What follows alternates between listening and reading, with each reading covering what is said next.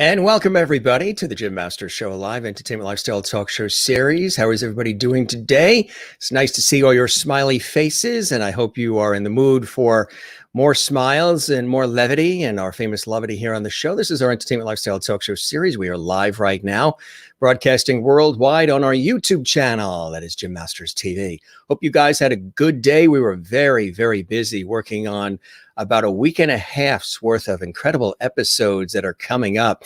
We have Ryan Kelly from Celtic Thunder coming up on Sunday afternoon. Judy Tenuta, legendary comedian and actress, coming in from Hollywood on Sunday night. We have legendary actress Lee Purcell on Saturday night. Then we have Adam Sandberg, and he is the CEO and artistic director with the Hermitage Artist Retreat in Florida. He's going to be with us on Saturday afternoon. Devin May, great actor and singer, is going to be with us coming up on Friday, and so many more incredible guests all next week. So we've been working really hard today on preparing and producing those episodes for you. And then, of course, I was on the air earlier in my professional work. How's everybody doing? It's nice to see you. It is just around 7 p.m. Eastern here at our broadcast center. And we toast all of you in style, you and you and you. We do this every show, unless I forget. Sip, sip, nice and a little sweet, and sort of perks you up. Good to have you with us. Let's welcome everybody to the show. We've got a very special guest, former theater critic and author. Peter Fidelia is going to be with us in just a second. But first, we want to check in with some of our amazing viewers who are called the Lovities. That's right. Part of our Lovity squad here on the Jim Masters Show Live. Here's one of our Lovities, Kathy Short, Cleveland, Ohio, says, hello, Jim and Lovities. So nice to be back again. Good to see you in Cleveland, Kathy. Crystal Nolan is here. Hi, Jim and everyone. Happy Tuesday. Hope you're having a fantastic day. Looking forward to an exciting show with inspiring conversation and Lovity. Yeah, that's an exclusive word on our show because I slipped up and said that word in the summer and it just stuck and you guys fell in love with it. Crystal is in Connecticut. Merlin is here reporting live from Innerkip, Ontario, Canada. Good to see you, our neighbor to the north. Hello, Jim and lovely friends. Merlin is here. Jason Communication, Master Your Power. Hi, Jim. Hi, everyone. XOXO. It is Jill Jason tuning in. Good to see you, Jill. Welcome to the show on a Tuesday. Juanita is here once again from South Africa, one of our regular lovely viewers. Hello, Jim and lovely squad. Hope you are doing fantastic. We sure are. Anne is here from Jacksonville, Florida. Happy Tuesday, Jim and lovely family. Good to see you, Anne. And a little bit further south in Florida, Mary Bishop is here, one of our lovelies. She always watches as well. Good to see you, Mary. And Crystal says cheers, and Mary says cheers, and Merlin says cheers. Hope you guys are doing well. Everybody is doing well. We've got a great guest here on the show that we're going to welcome right about now. And if you're familiar with his work or any of his incredible books, theater critic work, whatever it may be, you know he's one of the best in the business. Peter Fidelia is with us here on the show, and my pleasure to have him here. He is the former New York-based theater critic for the Star Ledger newspaper in Newark, New Jersey, and New Jersey Television's News 12. In addition, 2 weekly columns at Masterworks Broadway and Land. Also, regular entries for the Music Theater International Marquee blog. Also wrote a regular column, Peter Felicia's Diary, for the website theatermania.com. And that was till 2011, previously for the website Broadway Online as well. He is author of many, many books, including Let's Put on a Musical, How to Choose the Right Show for Your School, Community or Professional Theater, Broadway Musicals, The Biggest Hit and the Biggest Flop of the Season, 1959 to 2009, Broadway MVPs, 1960 to 2010, The Most Valuable Players of the Past 50 Seasons, Strippers, Showgirls, and Sharks, a very opinionated history of the Broadway musicals that did not win the Tony Award, and The Great Parade, Broadway's astonishing, never to be forgotten 1963-1964 season. He served 4 terms as president and chairman of the nominating committee of the Drama Desk, and also has been a member of the nominating committee for the Lucille Lortel Awards. He's currently head of the selection committee of the Theater World Awards as well, and has hosted the annual awards ceremony for a number of years. He's a playwright as well, with the work Adam's Gifts, a loose contemporary adaptation of Dickens' A Christmas Carol, and productions include theater at St. John's in Manhattan, Spotlight, Vermont, and the Clinton area Showboat, Clinton, Iowa, and so much more. He's also written God Shows Up, a satire of televangelism. which had a limited run, Playroom Theater in New York. That's just a short list of some of his incredible activities and endeavors. Let's welcome him to the Jim Masters Show Live. It's good to have you with us, Peter. Welcome to the show. Wouldn't it be lovely? Exactly right. He got the memo, everybody, about levity. I was telling you about the whole levity situation and how I just happened to say that, and it stuck. And I think that's a beautiful thing. You know, we definitely needed more levity in our world about now, huh, Peter? Well, Warren G. Harding meant to say normality, but he wound up saying normalcy, and so that's how it happened. So it's a good thing that you've added a new word to the dictionary. I'm proud of you. Thank you very much. Thank you very much, and a positive one. Have you had those instances yourself too, where you're meaning to write or say a particular word, and then you come out with one of your own Peterisms? Well, I don't think I've really coined a phrase yet, but there's still time. But Lord knows we make a number of mistakes in our lives, and I'm certainly not immune to that either. So if I could go back and correct in one of my books where I talked about a rumor, which somehow got typed as a tumor, but unfortunately, spell check doesn't realize that that's a problem. So rather than rumor, tumor is in one of the books, and I'm not going to tell you which one because I'm still very much ashamed that I didn't catch it. No surgical operation on that one. No. We got a lot of levity that is coming your way, Peter. Joy Lorenzo, who's in New York City, says hello, Jim and everyone. And Amy is here, and she's a poet, and she says hello, all lovely friends. Hope all is well. Welcome, Peter. Crystal Nolan in Connecticut says hi, Peter. Welcome to Levity Hall. And Joy Lorenzo also says hello, Peter. Marianne Lopinto is here. I know Marianne. She's wonderful, right? Everybody loves a big bonjour. That's a reference to a musical from 1964 that Marianne particularly loves. Bonjour was a musical about gypsies. Chita Rivera was in it. Didn't last all that long, from November to June, but nevertheless, it's something that a lot of people remember because the lyrics were very, very clever. Yes, she's saying hello to you as well. Good to see you, Marianne. We love when you're here. And Kathy Short in Cleveland says, welcome, Peter. It's nice to have you with us tonight. Merlin up in Canada, neighbors to the north, says hi, Peter, and welcome. Jill Jason says, welcome, Peter. So happy you're with us tonight. Juanita, welcome to the show, Peter from South Thank Africa. you all. Thank Florida, you. hello. Welcome to the show from Florida. I think we've got all corners of the globe covered here tonight. I think we do. Which is great. And it's typical of our audience because we're very interactive with everybody. Let's go back in time a little bit, sort of like this is your life, perhaps. When you were a youth, when did you first get interested in theater and specifically getting interested in journalism and writing? Well, I'm the quintessential baby boomer. I was literally born 9 months after World War II ended.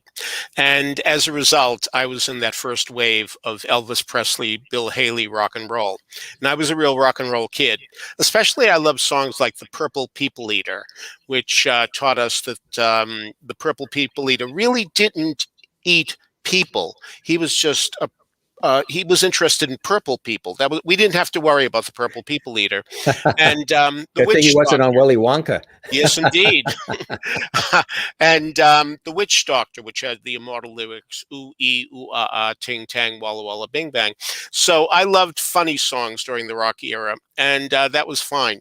Well, anyway, I would buy records for 89 cents. There used to be these 45 RPM records with a big hole in the middle. And that was all I could afford with my allowance because I was, just a kid. And the thing was that I wanted to really spend less money on records. And I said to my parents, will you please buy me a tape recorder for Christmas? And they did. God love them. They were very generous. And they bought me 3 rolls of tape. And this is in Massachusetts? Indeed. I can hear a little of the... Whenever I give a speech, somebody can't wait till the end to run up the aisle and say, you're from Boston, aren't you? 8 miles west, but yes. Anyway, so they gave me 3 rolls of tape. Had they given me 2, we wouldn't be here tonight because they had a neighbor who had a lot of rock records, and I asked him if I could tape his records. And I did, and they filled 2 rolls of tape. But I still had 1 left, and my parents were still visiting with his parents. So I went to the Parents Records, and the first one was the soundtrack to Gigi. Now, I didn't know what this was, but I did know in downtown Boston this movie had run 2 years, so it must have something that's good. So as a result, I taped it, and it had a very funny song called It's a Bore, which was about the fact that an old man, Maurice Chevalier, had a very young outlook on life, while Louis Jourdan, a young man, had a very old outlook on life. And I thought it was much funnier than the Purple People Eater. So I kept on going. I saw the soundtrack to South Pacific, and that had played 2 years in Boston downtown. Didn't see the movie, but nevertheless, well, it must have something. And I really like the funny songs in that too, especially hearing Bloody Mary is the girl I love. Now, ain't that too damn bad? Now, I mean, we didn't hear words like that back then on records. So that, No. yeah. So the third one I took was My Fair Lady. Even though I didn't know about this movie, I did feel that, well, I had heard of it. It was kind of famous in its own right. And even though the movie hadn't come to Boston, well, I would listen to it anyway. And this was my favorite of all. So my mother said, this summer when we go to New York, maybe you can see My Fair Lady. And I thought, oh, great. That'd be wonderful. I'd like to see this movie. Now, this was 1960, and those who know about Broadway musicals will tell you, wait. The movie My Fair Lady didn't come out till 1964. Yes, indeed. But here's the thing. I did not know there was such a thing as live theater. I just did not know. Nobody had told me.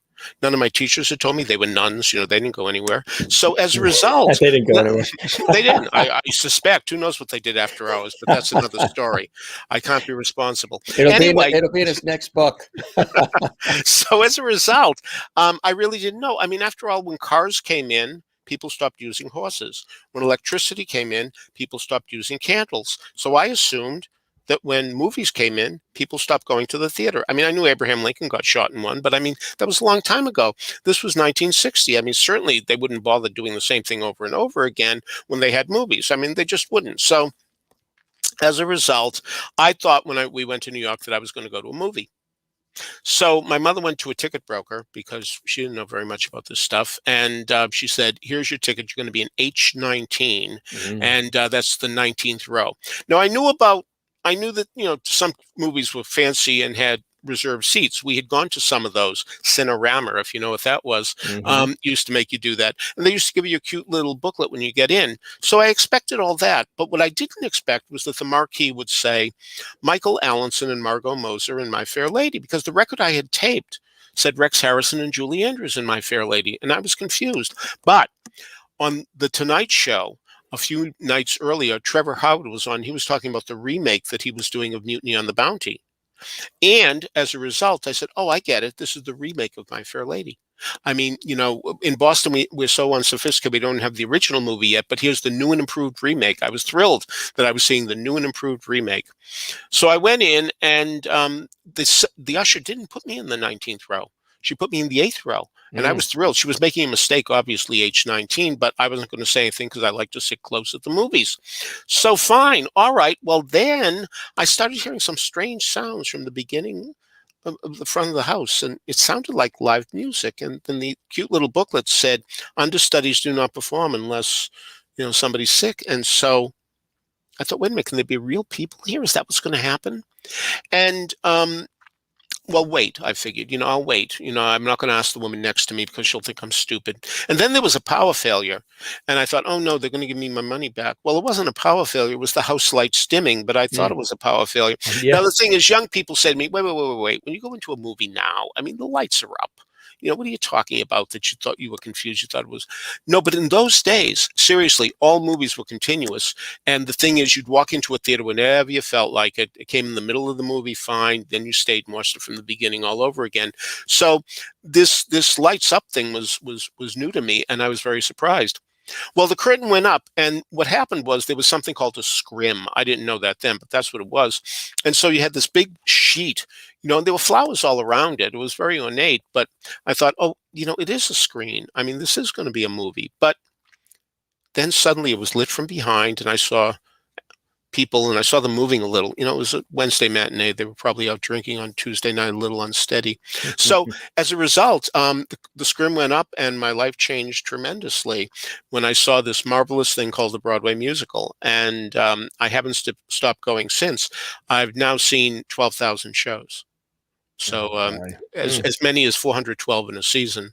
mm, Basically, I'm on these nominating committees, so I have to see everything.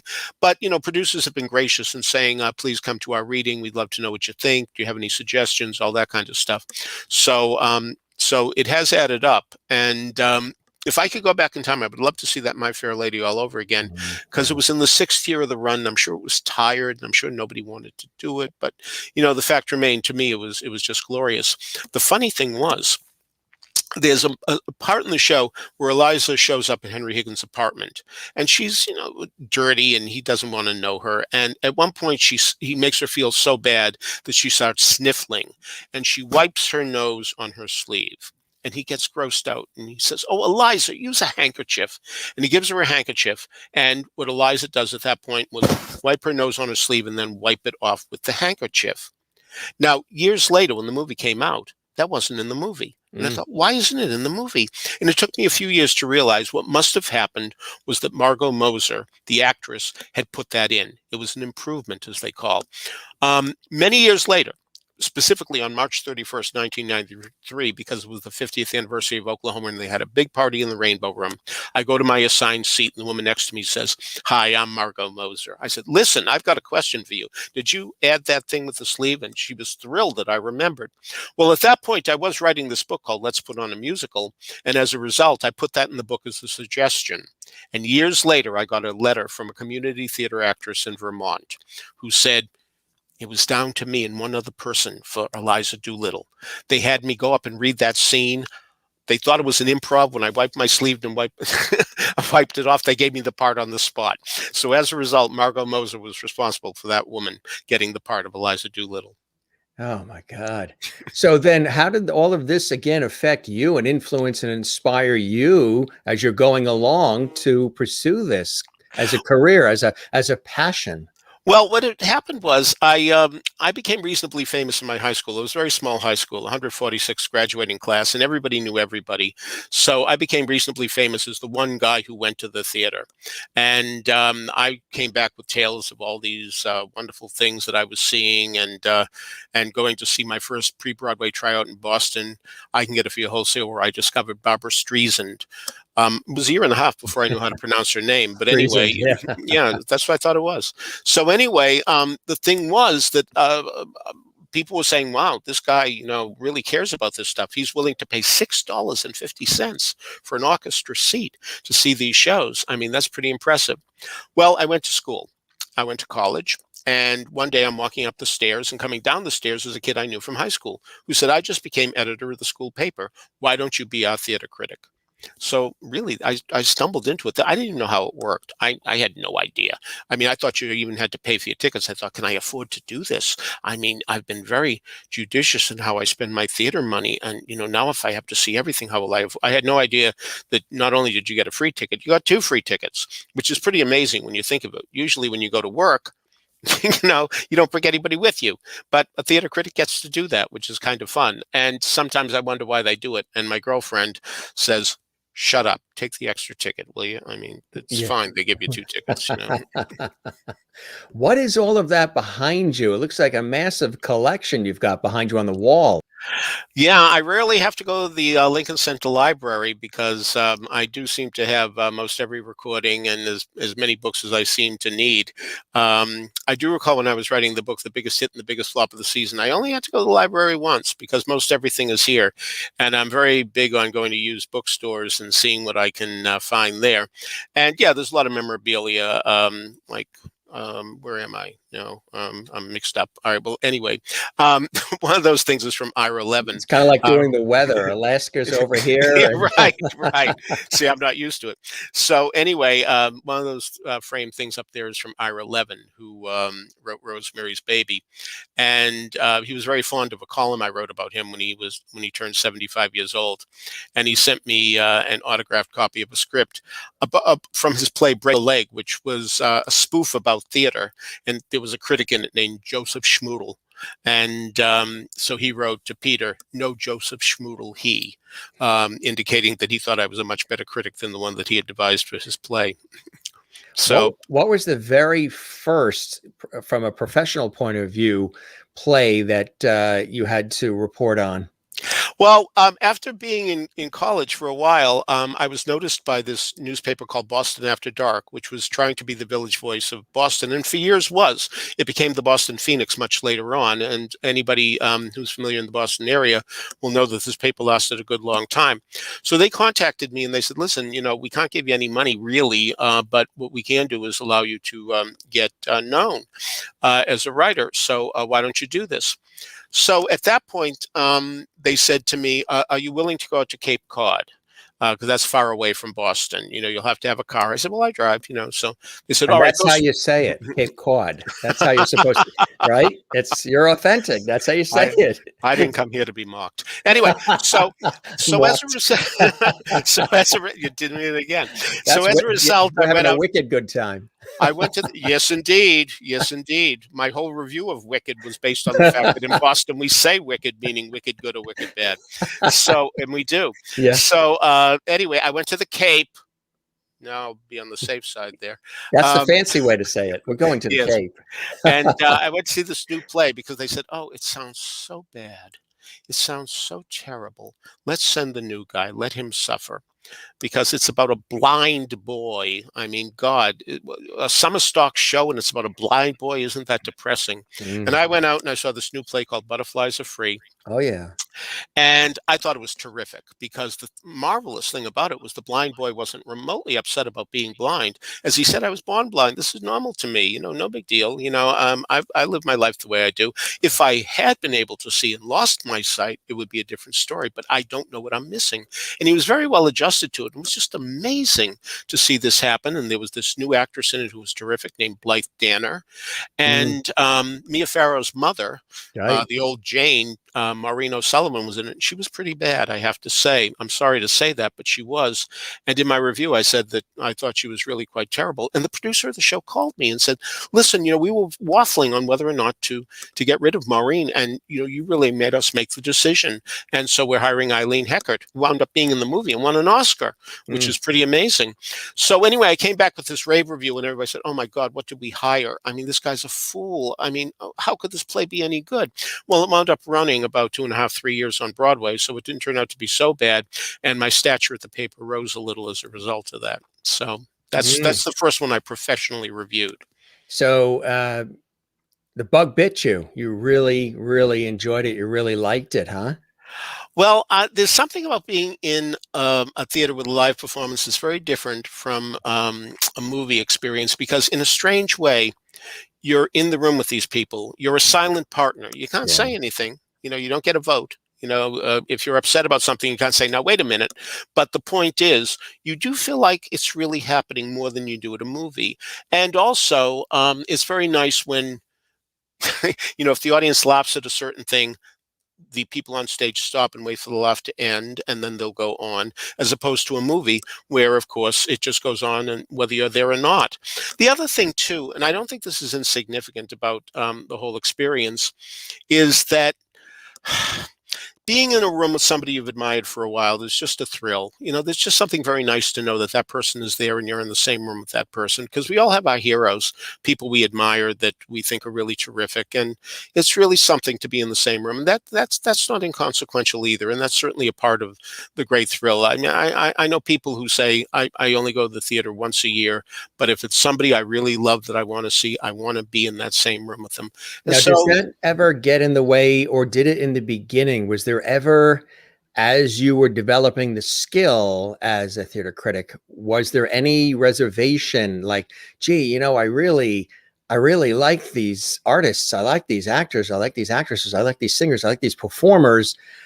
I almost hate to write a review that would be negative or just wouldn't really be something that they're going to love. In the beginning, when you're first doing it, is there ever any hesitation or resistance from yourself saying, how are they going to react to it? I know them, or I love, this person, or I find that most people really understand that this is the nature of the game, and a lot of people don't read reviews who are involved with shows, and I understand that entirely. I understand it more since Amazon started with a review where people write in and review my books. I don't read them either. So, but this brings us to Al Capone, strangely enough, and Al Capone, of course, did a number of terrible, terrible things, but he didn't go to jail for the terrible, terrible things. What happened was he went to jail for tax evasion. Okay, in other words, you don't have to really clobber people with the worst thing they ever did to really make the point that you can stop people from going to a show. You are there for the consumer. You are there for the person who is going to see the show or not see the show. So as a result, you can damn with faint praise. And also, you don't have to dance on anybody's grave. You can say things like sad to say, unfortunately, this time out, alas, all those things, help. I can write a review where the next day everybody involved says, that wasn't so bad, and it won't sell a single ticket. It Yeah. won't. But Right. the point is, I've protected the consumer and I haven't really hurt that many feelings, comparatively speaking. Of course, there will always be people who really rail against something you say, and you have to really understand that in this business, you're not going to please everybody. So there are certainly about 15% of the people on Broadway who think I'm quite smart because I appreciate what they do, and 15 people who think I'm a damn fool because, I don't appreciate what they do. And they might even be right. I mean, who says I have all the answers? It's just one opinion. But frankly, what I do as a reviewer is very influenced by Walter Kerr. Walter Kerr was the critic for the Herald Tribune and then the Times in the 50s and 60s. And he wrote a book that really impressed me when I was a kid. I mean, I can even see where what I'm about to say was in the book. It was on the left-hand side of the page, about 2 paragraphs down, when he said, sometimes when I'm reading my review in the morning, I wish the show were as good as I made it sound. Mm. And I know what he means. The point is that he is saying, look, I see everything, and as a result, I have this rarefied taste now because I see everything. And so many critics will say, oh, it's so old hat. Yeah, it is to us because we've been there, but the Broadway League says that a heavy theater goer goes 4 times a year. And 4 times a year. I mean, I got really angry with a critic, a young man who wrote a review of a Christmas show. And he wrote it as a letter to Santa Claus. Dear Santa, can we have a moratorium on these Christmas shows? I've seen 4 of them in the past week. And I said to him, don't tell us your troubles. Yeah, tell us which of the 4 is the best, so that the people out there can make an informed decision. That's what it is. You get in free, you go to everything, don't do that. So I have often given reviews to shows that I haven't particularly liked that are positive reviews because what I want to be is an audience matchmaker. I want to see a show and say, okay, who is it for? I mean, for example, in 1994, I was in Teaneck, New Jersey, seeing this new musical review about singles. Well, I wasn't single at the time. I'm still single technically, but I mean, I've been with the same woman for 43 years. So at that point, it wasn't that many, but you get the point. So I don't, I don't have anything in common with this show. It's all about the problems of dating and will I ever get married and all this kind of business. And, I have nothing in common with this show. But what I noticed was the audience was having a wonderful time. And I wrote a review reflecting that, saying, this is literally what I said. The audience threw back their heads in laughter so much that today they're all going to have to be fitted with whiplash collars. I mean, they were just having a wonderful time. And I always look around to see if the husbands are awake, because so many times they're dragged to the theater and, they fall asleep fast. So anyway, the next day, I got a call from the artistic director of that theater. I answered the phone and he said, you didn't like it, did you? And I said, no, Jim, I really didn't. He said, I could tell the way you reviewed it, that you were talking about the audience more than you were about your own reactions. But I got to tell you, we've been faxing this review out. That's how long ago we're talking about faxing. We're faxing this review out. And as a result, a lot of producers are saying, yeah, we'll come. We'll see if we're interested. Well, that show moved to New York and it ran 12 years. I mean, how bad could it have been? And that was I Love You, You're Perfect, Now Change. Oh, yeah. And the thing is, the Star Ledger is the biggest paper in New Jersey.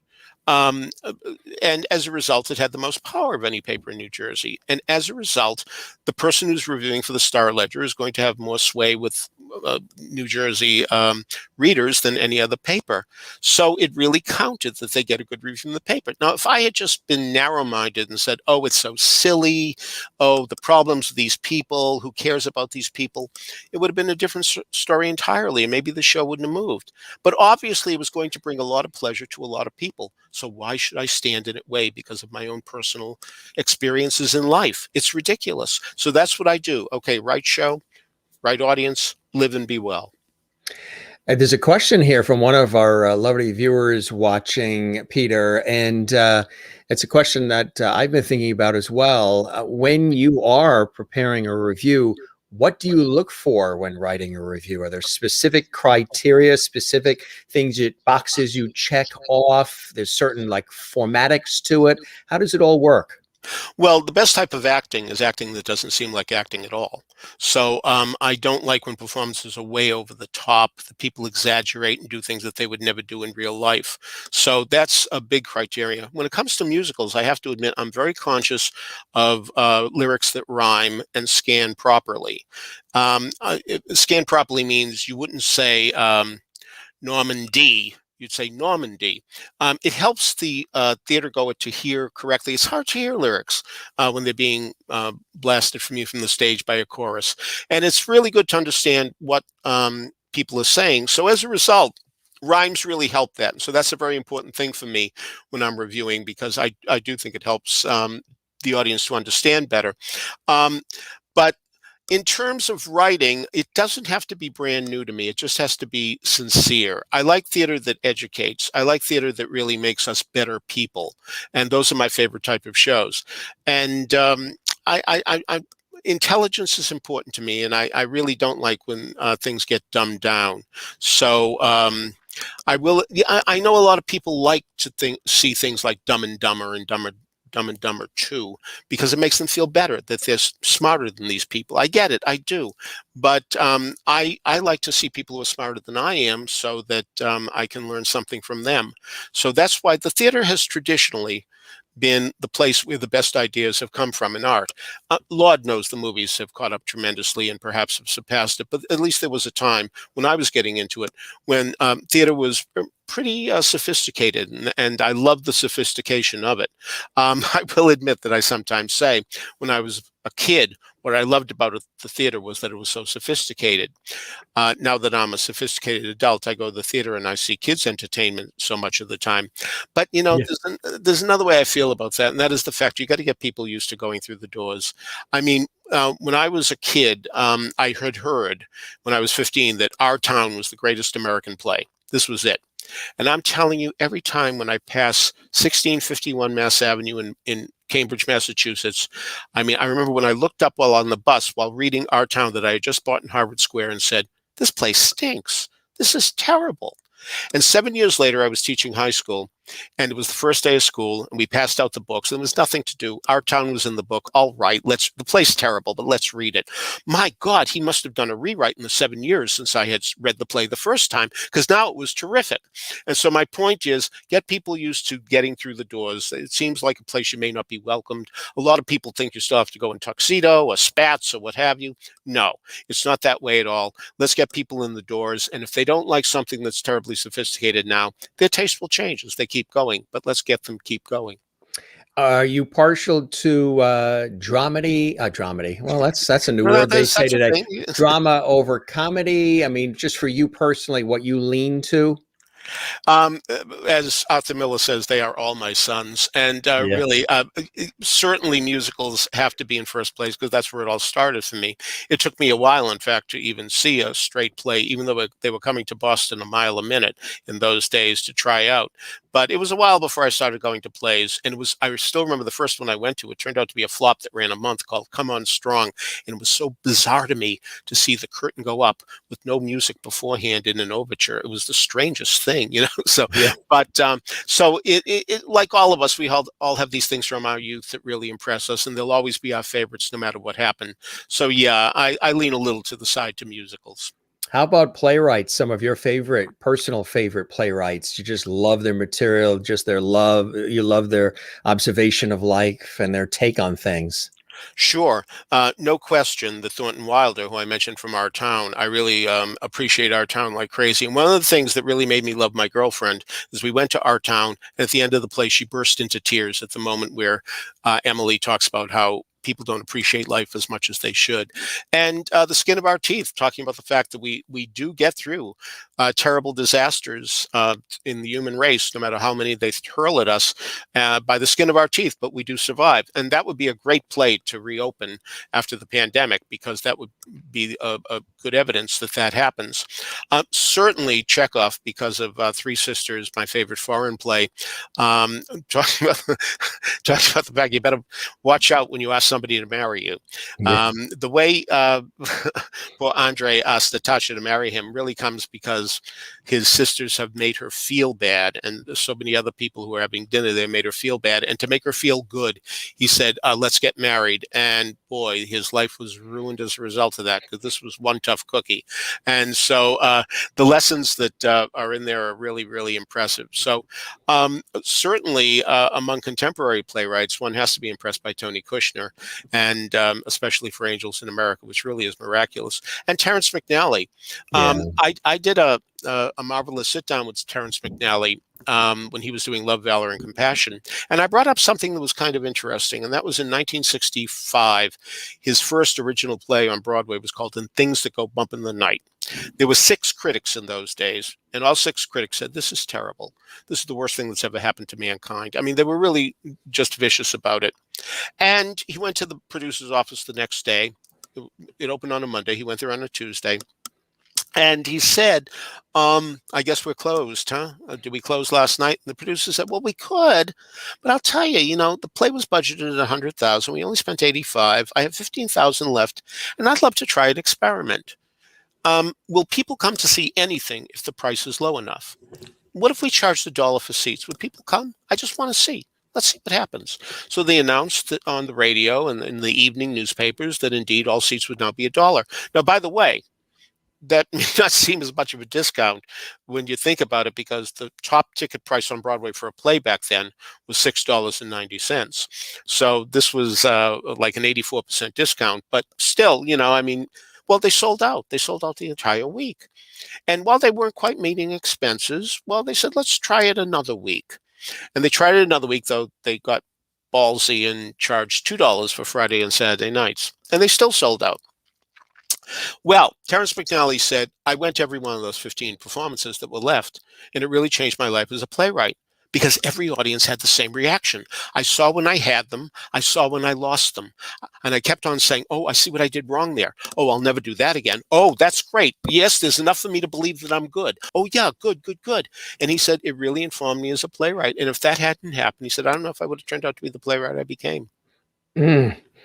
How about Neil Simon? Did you enjoy Neil Simon's work over the years? Yeah, indeed. And I was in the second Boston performance of The Odd Couple, and enjoyed it immeasurably. And many of his plays came to Boston beforehand. Plaza Suite did, and Last of the Red Hot Lovers did. And it was great fun to see them. But, the thing is that as you get older, you even appreciate them more, because your worldview changes. Frankly, I think the best line that he ever wrote was actually for the screenplay of Last of the Red Hot Lovers, when the middle-aged man is looking out the window of his car. He says, look at that girl. She's so beautiful. They're all beautiful today. When I was young, 2 or 3 girls were beautiful. Now they're all beautiful. No, they're not all beautiful, but he's an older man now, and he's tying it to their youth. So that's what makes it a very funny line. And Simon was at his best when he was truthful, and he really was very, very truthful. And that was his skill. And I'm very glad a theater's named after him. One of my favorite movies was the original, not the remake, but the original Out of Towners with Jack Lemmon and Sandy Dennis. And I just love that movie every single time we watch it. It is so wonderful when Sandy Dennis at one point, who's been through so much, says, I can't go anymore. I just can't take another step. And he says, you've gone through this, you've gone through that. He lists all the things I can't do it right now. He says, you're stronger than you think. Let's go. And I like that immeasurably. You're stronger than you think, which is a lesson for all of us. We're all stronger than we think. And chasing the dog for the Cracker Jack box. Right. The little boy. Yeah, all that stuff. You should have wired or called. Really just fantastic. And just, the physicality of that too. The running and everything that Oh, they did sure. was incredible. Yeah. It Uh, really is amazing. Jill says a great story with Terrence, and Merlin in Canada asks, do you have a favorite play? Is there one that just is your personal favorite? I I have really limited it back to essentially 13 experiences that I've had in the theater over the years, more than just a favorite play, and I some of like them are that. some. Experiences, because that's Yeah, what they are. yeah. I mean, for example, when I went to Boston University for the first time, I don't mean as a student, I mean as a theater goer, to the theater department to see a Rodgers and Hammerstein musical called Allegro, which was their first failure. I mean, it was a college show. I expected wigs to fall off and scenery to fall over, and it was so professional that it became one of the most amazing things. And it started me going to college theater. And in Boston, that was great because I could go to Tufts, I could go to Brandeis, I could go to Harvard. I saw Stockard Channing when she was Susan Channing. Mm. I saw Tommy Lee Jones play Coriolanus. It was really great how so many of those people really emerged and became big stars. Fred Grandy, who wound up on the Love Boat. The Love Boat, yeah. Yeah, saw him in college. Christopher Durang went to his first musical, which was called The Greatest Musical Ever Sung. And what he did, like Gerard Alessandrini with Forbidden Broadway, he took existing show songs and he made a musical of the New Testament. Mm, Now, if you hmm. know Christopher Durang's work, you Yeah. know that he loves to be irreverent. So as a result, the chorus is on stage as Mary is off stage giving birth to Jesus and singing, "They say that having a child is wonderful." And off stage you hear, "Ah!" Mary screaming while delivering the child. When Jesus comes in on Palm Sunday, everybody says, "Who took the sins right out of the whore? Jesus. Who took the pus right out of the sore? Jeez." Chris Durang knows whenever I see him, I bring the show up. So it was great fun going to those shows and seeing these stars to be when they were just starting out. So that was significant. In terms of favorite plays, the aforementioned Our Town, the aforementioned Three Sisters, The Boys in the Band. It was really amazing seeing The Boys in the Band in 1968 because a lot of people have criticized that play tremendously, saying, "Oh, those homosexuals are so whiny, they're so pathetic," But I'm telling you, man, if you were sitting in that theater and watching that play at that time and watching the audience, so many men crying because their story was being told on stage, because that's the way it was then. Everybody today hates the line, "You show me a happy homosexual and I'll show you a gay corpse." But that's the way many people felt at the time. And it's very good that we Yeah. have that play. And it's one of the reasons, not the reason, not the only reason, but one of the reasons the thing improved for gay men, because they did come out of it saying, "Must it be?" And it opened 14 months before Stonewall, and I have a feeling it had something to do with the gay rights movement. We got hi Peter, Freddie here. Did you remember Tommy Lee Jones in a small part with Carol Channing in Four in a Garden? You bet. He was Welcome, like Freddie. a moving man. He just came. It was a genuine, a glorified walk on. Frankly, it was a walk on. It wasn't even glorified. But yes, I did see that at the Colonial in Boston, and with Barry Nelson, who was replaced. That's something of interest too. That Boston, because it was a tryout town, sometimes you see performers who didn't stay with the show. I believe Valerie Harper did one performance and one performance only of a play called Thieves, written by Herb Gardner. Then his girlfriend at the time, Marlo Thomas, who later became Phil Donahue's wife, but at the Right. time she was his girlfriend.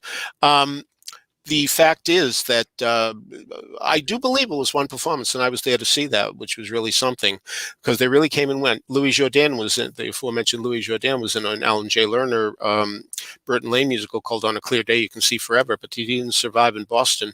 And they promoted his understudy, John Cullum, who became a big Broadway star. This was his big chance, and he seized it. It's really quite wonderful when that happens, when somebody really makes the most of an opportunity. Sutton Foster did that. I mean, she wasn't, she was the understudy in Thoroughly Modern Millie. And one day, the actress in rehearsal just couldn't do the show. I don't know if it was sick. I don't know if she was tired, but said, "Let my understudy go on."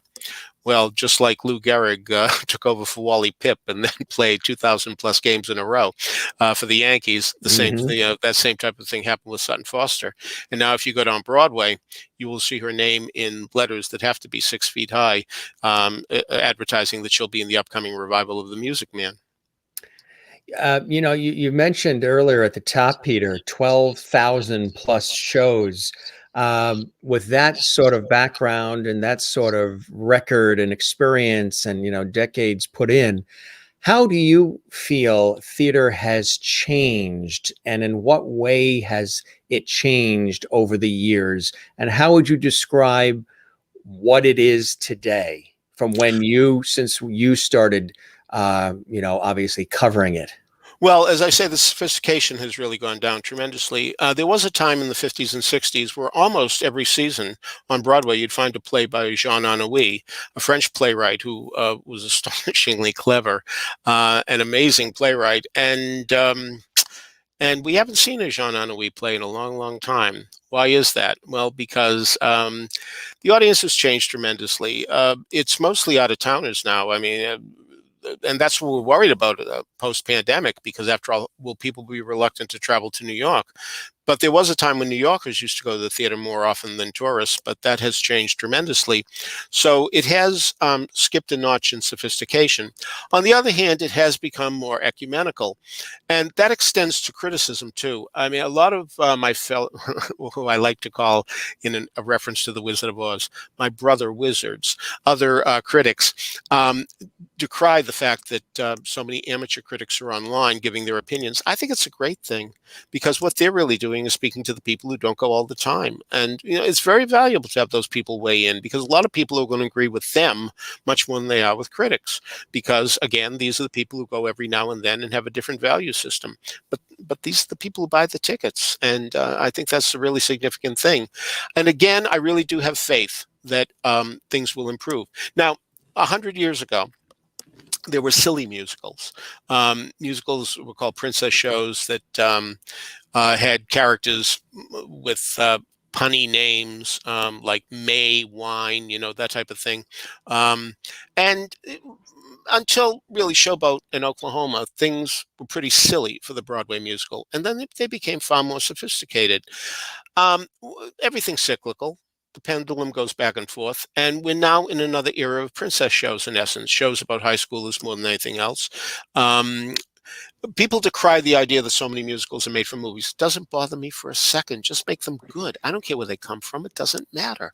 I mean, it's not as if the whole movie musical thing is particularly new. There's a history of it. There were musical versions of the 30s movie Nothing Sacred, Carnival in Flanders, a foreign movie. I mean, there were plenty of Sweet Charity was based on a movie. Ilya Darling, which was never on Sunday, was based on. It's not a new thing. Just make them good. That's all. What's the difference where they come from? As long as we have a good time there. Yeah, sure, original musicals would be fun, and every now and then we get one, but they're the hardest ones to write. It's hard enough to do any of this correctly, and at least when you start from a play or a movie, a screenplay, you've got something to start from. It's there. It's laid out. Now what you have to do is make some of that dialogue into songs. I'm not saying it's easy, but it's easier than starting from scratch. What do you think about the musicals that have been done on television live in recent years? Well, I think it's a very good thing to, again, open the door to people who just can't get to New York or can't afford Broadway prices, which, of course, are awfully high. It will be interesting to see what they're going to be like after the pandemic, because a lot of people who might have gone to the theater are going to have to say, listen, I haven't had a job in a long time. I've got to put bread on the table. That comes first. So the TV musicals really are quite a boon under those circumstances. I will say that I'm sorry that the reviews and the ratings have gone down steadily since Carrie Underwood did Sound of Music. But and I'm a little surprised that some of the selections have not done well, because I would have thought that Rent and Grease, for example, would have done substantially better than they did. But I hope they continue. I mean, there was a time in the 50s when almost every other time you turned around, there was a Broadway musical on TV. I mean, even things like Bloomer Girl got a TV version, So it would be nice if this would have happened.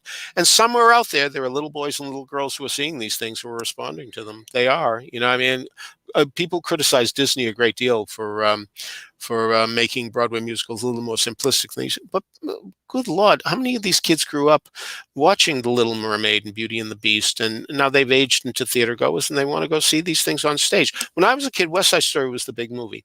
All the teenagers loved West Side Story, and so many of them said to me, knowing I was interested in this thing, I'd love to see it on stage. That'd be great.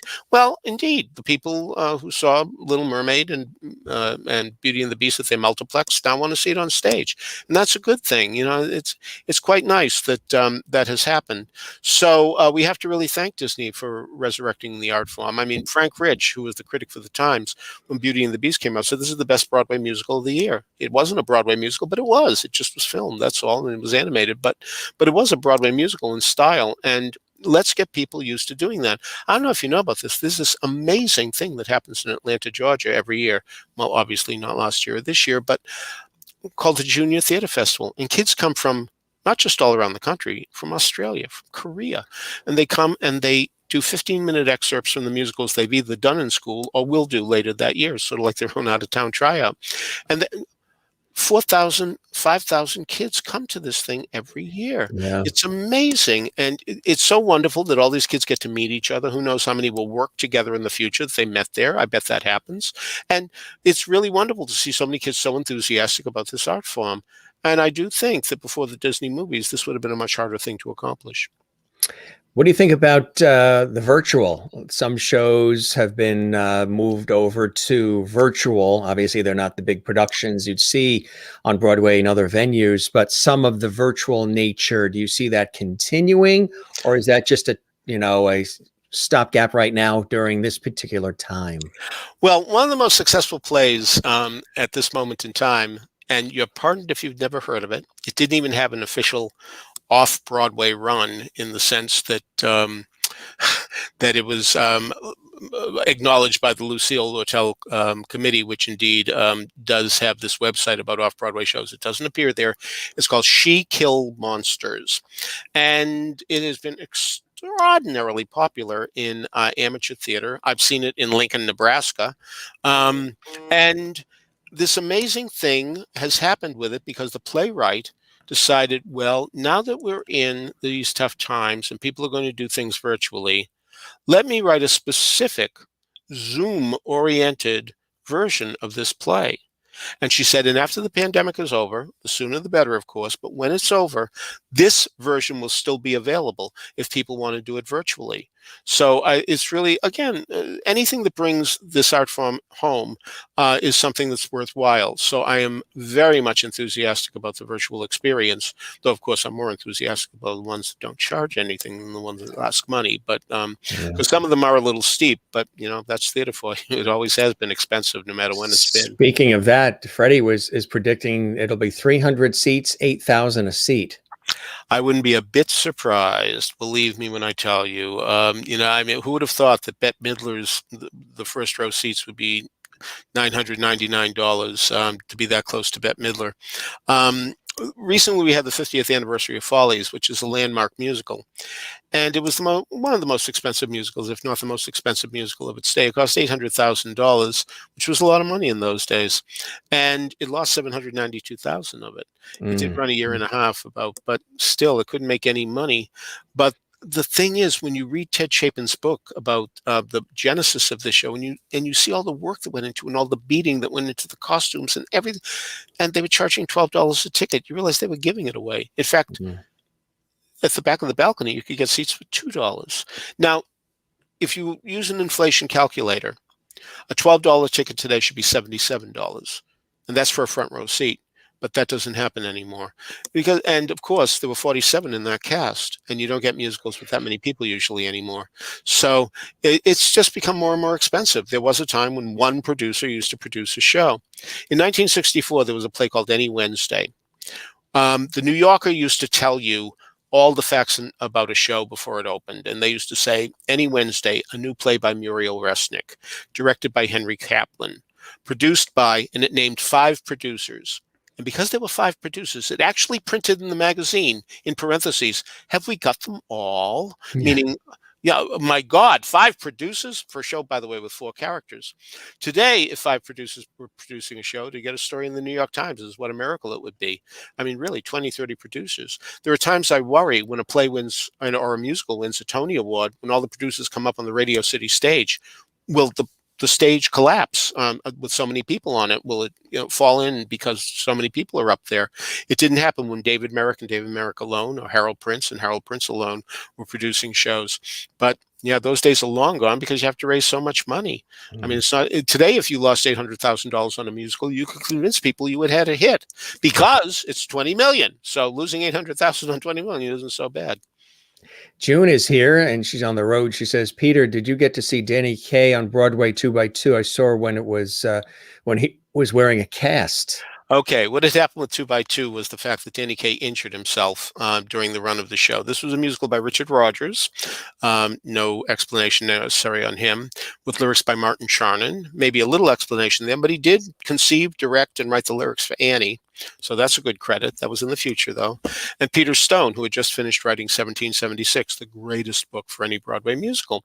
So the hopes were high for this show, and I saw the tryout in New Haven, sitting next to Joan Copeland. I'm sorry, sitting next to Miller. Joan Copeland was on stage. That's why he was there. And it was terrific. It was really wonderful. It was about Noah and the Ark. And it was really something. Danny Kaye was so sincere in his performance and being this nice guy. Noah should be a nice guy, right? I mean, he's the good guy that God likes. So he was so nice. And at the end of the show, when he says, God, we need a sign from you. You're not going to do this again. And you saw a rainbow. And he says, that's beautiful.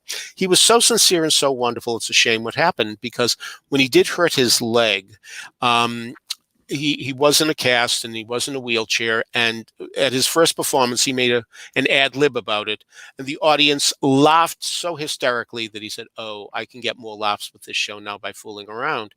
So why a show that takes place in prehistoric times, biblical times? Why is he mentioning No, No, Nanette, which he did, in the show? So it really became his own romp. And the show really suffered for it. And the show might have lasted longer if it had been played sincerely. So no, I did not see him when he was in a cast. For historical purposes, I wish I had, but I'm very glad I saw it when he believed in it. Which is wonderful. Has there ever been, well, I'm sure there's been a few, where you were very surprised by how the public reacted to a particular production? You had, your opinion and you had it published, but the public's was the opposite in either direction, for or against. Well, what immediately comes to mind is a story about a play called La Bête. Tom McGowan, who took over for the lead while the show was in Boston, came from New Jersey. So I was asked to do a story on him. And as a result, I went to the show when it was in previews. And I'm telling you, that audience laughed like crazy.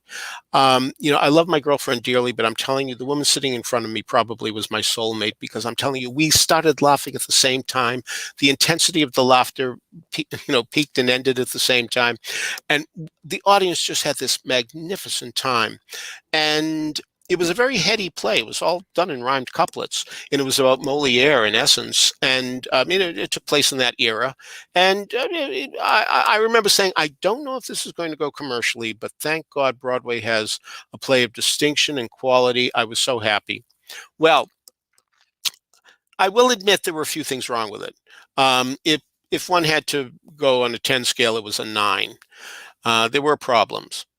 But when the reviewers came, they saw that empty glass, I'm telling you, not even half full. I mean, it was really too bad that they didn't respond to the play. And the reviews were so bad that it was going to close quickly.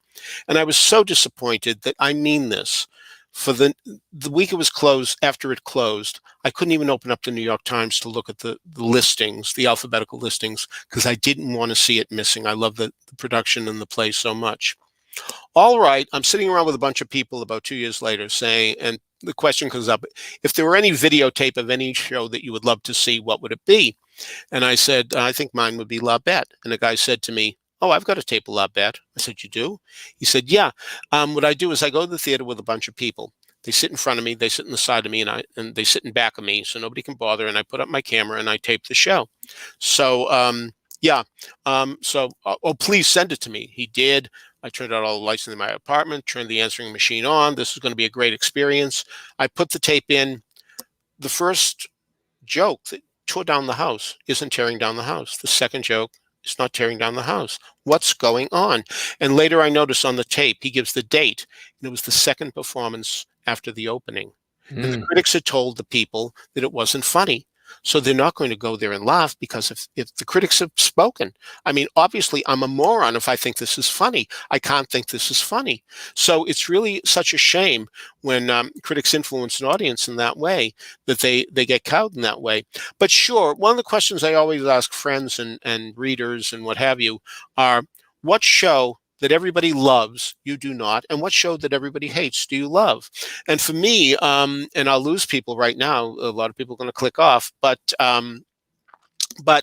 the one for me is Man of La Mancha, because I don't believe that he's optimistic. I think he's really senile. He's much too old and silly. I mean, I try so hard to stay with it, but when he looks at a barber's bowl and says it's a golden helmet, that's where I say I just can't do it anymore. I love to be optimistic, but enough's enough. So that's the one that I really feel bad about. On the other hand, the show that I love, that and I'll admit there are problems, but I think they could be fixed in 10 minutes, is The Grass Harp, a show I first saw in Providence, Rhode Island, and followed ever since, and really loved it. Only lasted a week on Broadway, not even a week, 5 performances, I think it was, maybe 7, but certainly no. And it's got a marvelous score.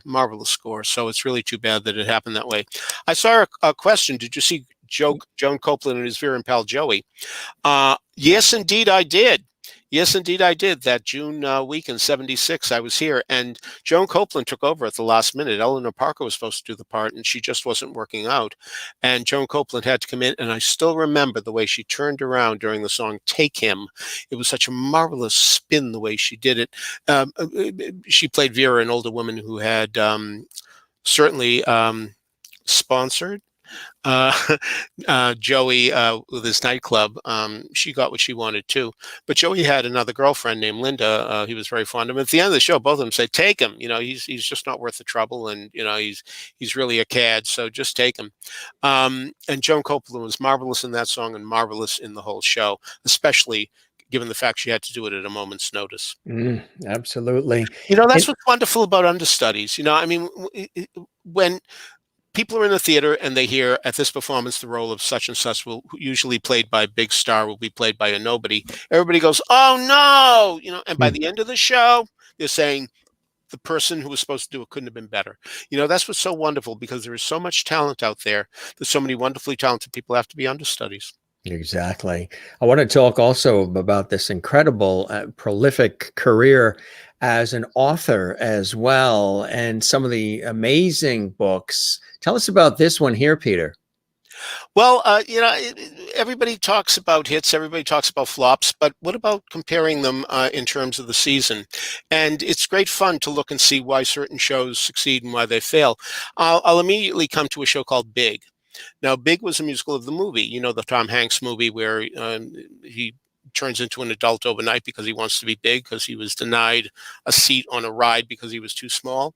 Well, the musical is made of that in 1995. Now, again, people who know Broadway lore will say, excuse me, it was 1996. Yes, it was. But here's the thing. It was supposed to open in 95, but that was the year of Sunset Boulevard. And they said, oh, you know, we'll never win the Best Musical Tony with Sunset Boulevard. We better wait a year. And they waited a year, and that was the year that Rent opened. And Rent caused such a sensation, partly because it's wonderful, partly because it got such news coverage with its author dying, 35, 36, whatever he was. It was so terrible that he died. But here's the thing. I truly believe that if Big had opened in 1995, it would have won Best Musical over Sunset Boulevard, because Sunset Boulevard was considered a disappointment to a lot of people. And for that matter, people said, "Oh, how nice, an American musical. It's so fresh. It's about young people. You know, it's charming and all that." So, you know, you do hear timing is everything, and it may not be everything, but it is a substantial part of so much. Absolutely, absolutely. Here's another one that we want to pull up here too to show everybody. This one I know very well received, The Great Parade. Tell us about this one. Well, the 63-64 season was the first one that I really followed like crazy. I had discovered Variety in June of that year, and the season officially begins in June. That doesn't mean you're going to get a show in June, but that's because actors' contracts are done from June to May, and so the traditional start of the season has always been June. And that June, I discovered Variety for 35 cents coming out every Wednesday, and I got it. So I really paid attention to that season. And it was a great season because the stars you had that year were just amazing. I mean, Carol Channing, Barbara Streisand, Peter Falk, Helen Hayes, Colleen Dewhurst, Robert Preston, Mary Martin. They did a show later together, but they were in two different shows at that point in time. Olympia Dukakis, Julie Harris, Carol Burnett. There were just so many tremendous stars and so many great performances. Sandy Dennis is part of that season Mm. too. She won a Tony. So it was a great year. And never since has there really been a season where so many stars appeared, especially in run of the play contracts, which so many had in those days. I mean, whatever you want to say about Barbara Streisand, and Lord knows she hasn't been seen on Broadway since Funny Girl, except to pick up her honorary Tony at the end of the 60s. But, say what you will, she was there for every performance. There was one, I hear so many stories about she missed one. She missed the first act of one. Lainey Kazan told me that she was ready to go on, and Streisand saw her in the costume and said, "No, you go." I don't know what to believe, but anyway, she did her time. She did her 2 years in that show, and she didn't fudge it. I mean, Bayok Lee, who directed a production of Chorus Line, told me that one of the people she cast in Chorus Line missed, I think it was 68 performances out of the first 250, which is just terrible. Now, a lot of people feel the badge of honor is to show that I'm so big, I can call in sick. But in those days, nobody did. Judy Holliday did the entire run of Bells Are Ringing. Ethel Merman did the entire run of Annie Get Your Gun. They had a week or so vacation, but in a performance where everybody expected them to be there, they were there, and that was the mindset too back in 1963-64. Run of the play contracts will stay with it as long as the play runs. Some of them didn't, God knows. But for the most part, people did that and they wanted to be on Broadway. It was important to them. I do believe one of the reasons people want to be on Broadway today is because of the word EGOT, which is Emmy, Grammy, Oscar, and Tony. Frankly, I wish it were called the Togie because that way the Tony would come first, but maybe it's alphabetical. Who knows? Anyway, but I do believe that's why a lot of stars come to Broadway for limited engagements. They figure, well, let me get my Tony and that way I can get the EGOT. And I'll be very interested if Tom Hanks ever comes back because Tom Hanks came and he was in a show and he got a Tony nomination, but he didn't win the award. So as a result, will he come back? Does it mean enough to him to come back and lose a lot of money and have to do the same thing 8 times a week? We'll see. I doubt it. But, I'd love to be proved wrong. Love to be proved wrong. Not just another pretty face. Yes, what had happened was, no, I'll explain I like this. that beginning. I could do it. I could do it. What had happened was, my girlfriend of 43 years now, you know what they say, marry in haste, repent at leisure. So, we're very careful about this. Anyway, my girlfriend worked at 17 magazine and they had a Christmas party. And there was one man who worked at 17 magazine who was very much in a position of power. I think he was number 2 at the magazine. But he was a sports writer most of his life. And he was vaguely embarrassed that he was writing for this girl's magazine or working at this girl's magazine. So anyway, the Christmas party came and I met him and we're talking sports. And I am a big sports fan, or at least I used to be, not as much anymore. But anyway, the thing was, I said to him, have you ever noticed that teams named after people tend to do better than teams named after animals? I mean, because people are a higher life form. The most successful team in baseball are the Yankees, named after people. In football, at that time, it was the Dallas Cowboys, named after people. The Celtics in basketball, named after a whole race of people. The Canadiens in hockey, these were the big teams then, because we're going back to the 70s now. And I said, notice that the Chicago Bears football team has done better than the Chicago Cubs baseball teams because they're more mature. They're animals, but they're more mature, so that's why they do well. And I said, what team has done the poorest of any? The New Orleans Saints and the California Angels. They're saints. They're angels. They want you to win. Well, he just thought this was terrific. And he said to my girlfriend, can't we find something for your boyfriend to do around here? And as a result, I got a column on 17 magazine giving advice to teenage girls.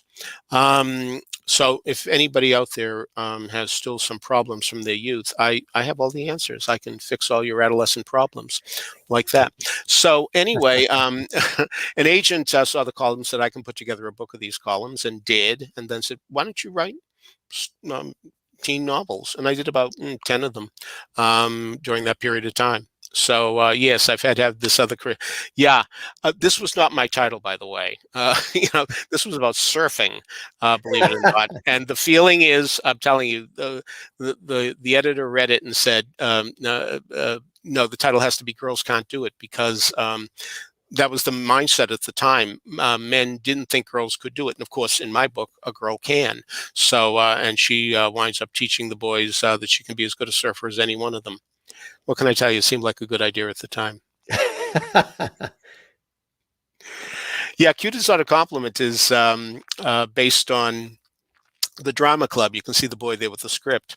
And I thought it'd be very interesting if a boy, a young gay boy, was had a nice relationship with a girl who was, well, how should I put her the way she looked?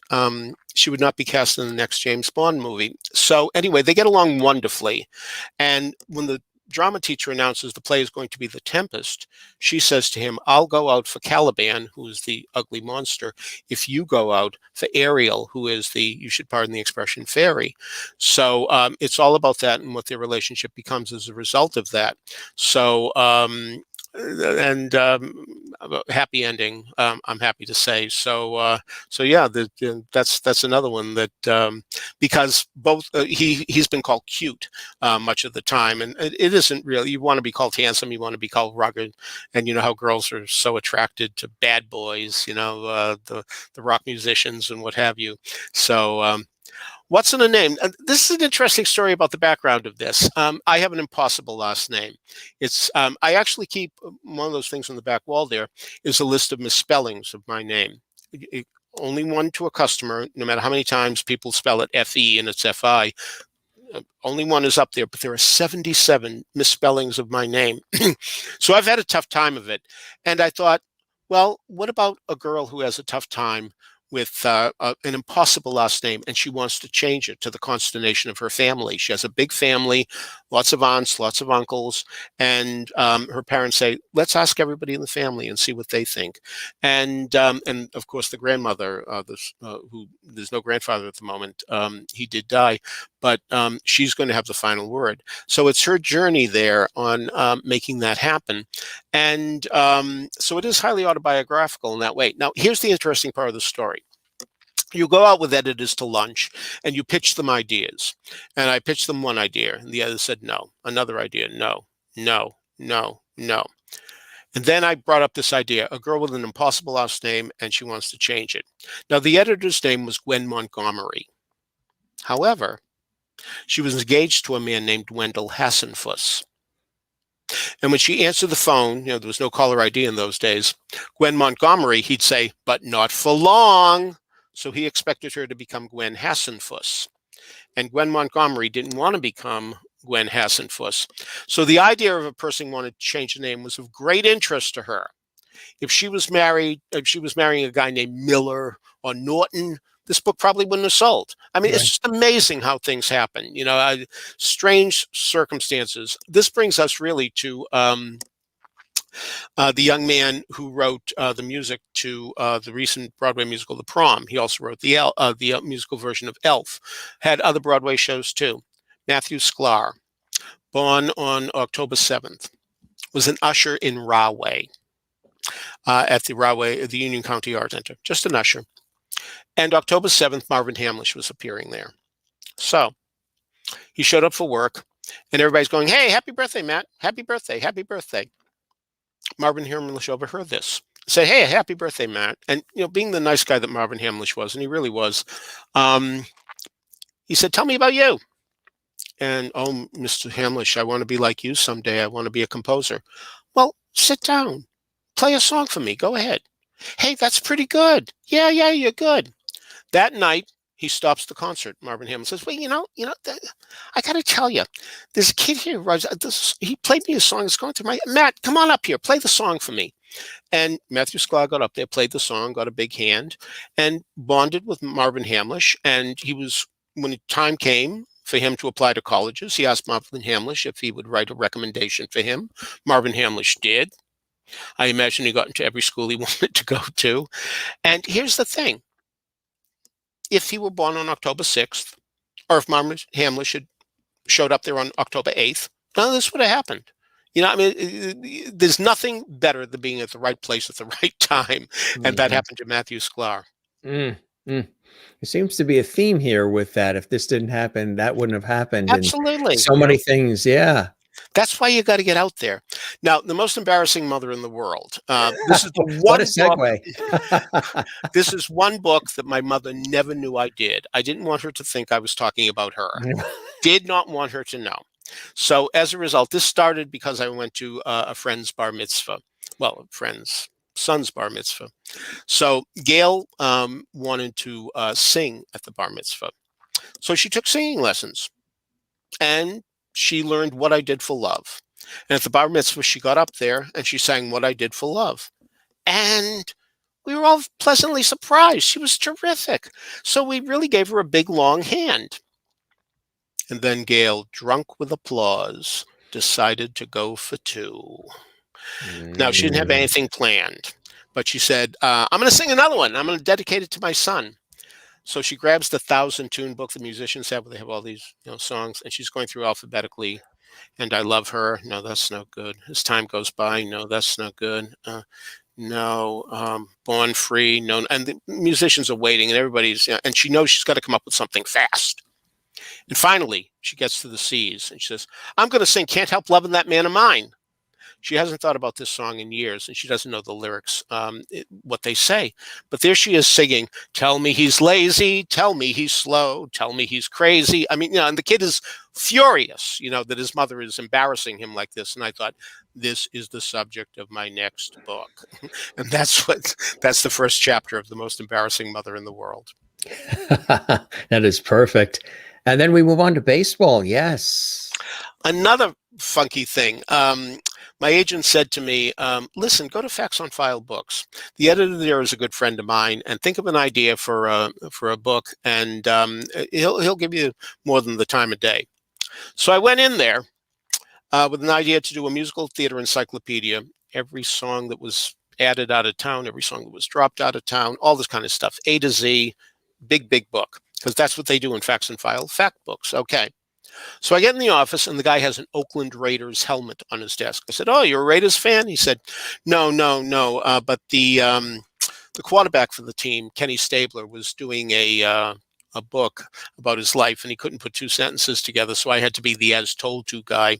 So he gave me his helmet. He said, why, you a Raiders fan? I said, no.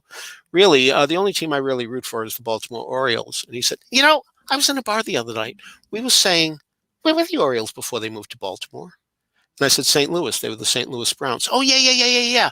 We're getting along. I said, this is great. I'm in. This guy's going to buy my book. I'm all set. I better start planning my days around writing this book. So after we're talking more sports and really butching it up, he said, so what's your idea? And I said, a Broadway musical encyclopedia, A to Z, everything I just told you. And his face goes white, and turns around. He picks up an enormous stack of pages and says, we just bought that book. Wow. In the cartoons where they have the dollar bill with the wings flying away, that's that's what I saw. And I said, I am not leaving here without a contract. And I said, all right. Listen, how about a book telling you where every baseball team was and where they moved? I mean, you didn't know that the Orioles were the St. Louis Browns. I mean, so other teams moved. Did you know the Philadelphia Phillies for 2 years were called the Blue Jays? They were. I mean, he said, oh, I'd buy that book. And little did I know what I was in for, because I am telling you, people did not keep good records back in the days of when baseball started in the 1800s. Now, let's pretend there were a nuclear holocaust today, God forbid. And 100 years from now, people are sifting through the papers. Somebody might say, all right, there were two teams in New York. One was called the Amazons, and one was called the Bronx Bombers. They wouldn't necessarily find Mets and Yankees. Okay. Similarly speaking, back in those days, the sports writers used to call teams by such nicknames that they made up themselves. So we can't be sure if a team was named any one of 3 or 4 names because the sports writers did all that. Because nobody thought baseball would be significant enough to keep all these records. Now, of course, and for more than 100 years, down to the percentage point batting averages are figured out. But it was very different then. So it was murderously hard doing this book. And I had to get help from a number of places to do it. And still, I have no idea on some things if they're really right. But the fun of the book was finding out some of the names of teams that were in existence way back when, especially minor league teams. So many of them had names based on what the town industry was. So you had the Flint Vehicles, because they made cars there. You had the Kalamazoo Celery Pickers. That was the real name of a team. My favorite, the Sheboygan Chairs. They made chairs in the town. Imagine rooting for the Chairs. Is that a team with no get up and go or what? I mean, really. So, very interesting, a town in Connecticut, Derby. The team was called the Derby Angels for 1 year. The next year, they changed their name to the Derby Lushes. I guess they weren't angels. I guess they were drunks. I mean, Yeah. we can't call these guys angels. They drink, I mean, so anyway, it was really quite Good entertaining. thing they weren't in Tiverton, Rhode Island. Right. They would be the tipsy Tivertons. Yes, indeed. So that's the professional baseball. Oh, it's funny. You notice the subtitle was From the Abbeville Athletics to the Zanesville Indians. See, Zanesville Indians.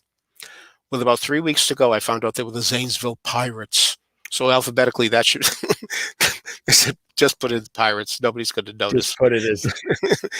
Yeah, there's Let's Put On a Musical, the one that I told you about earlier that Margot Moser was influential with. And this has gone through 3 editions. It's been steadily in print since 1991. Because it tells the pros and cons about you better have this and you better have that and you better watch out and don't do this show if you don't have it.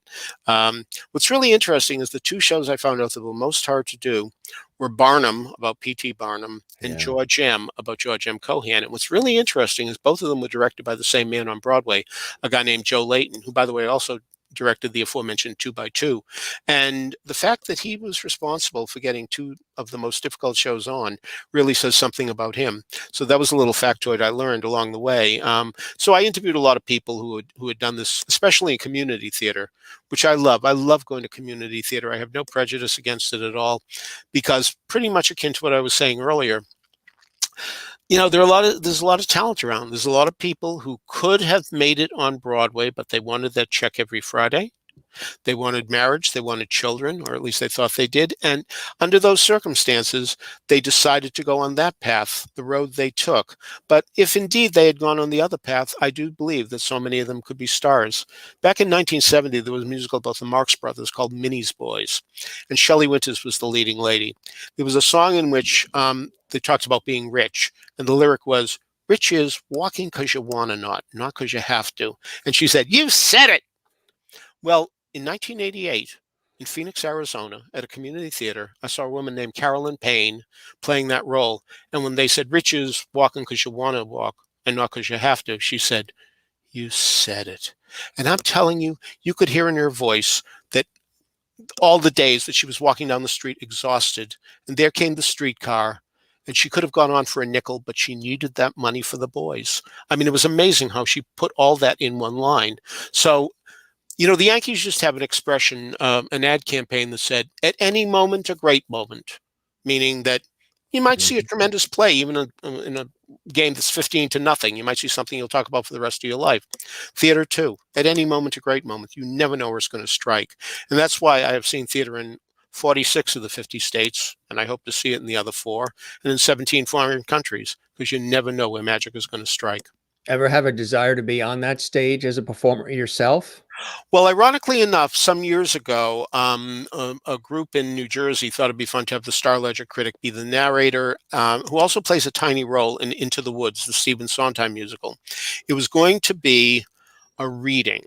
So we were going to have scripts and scores in front of us.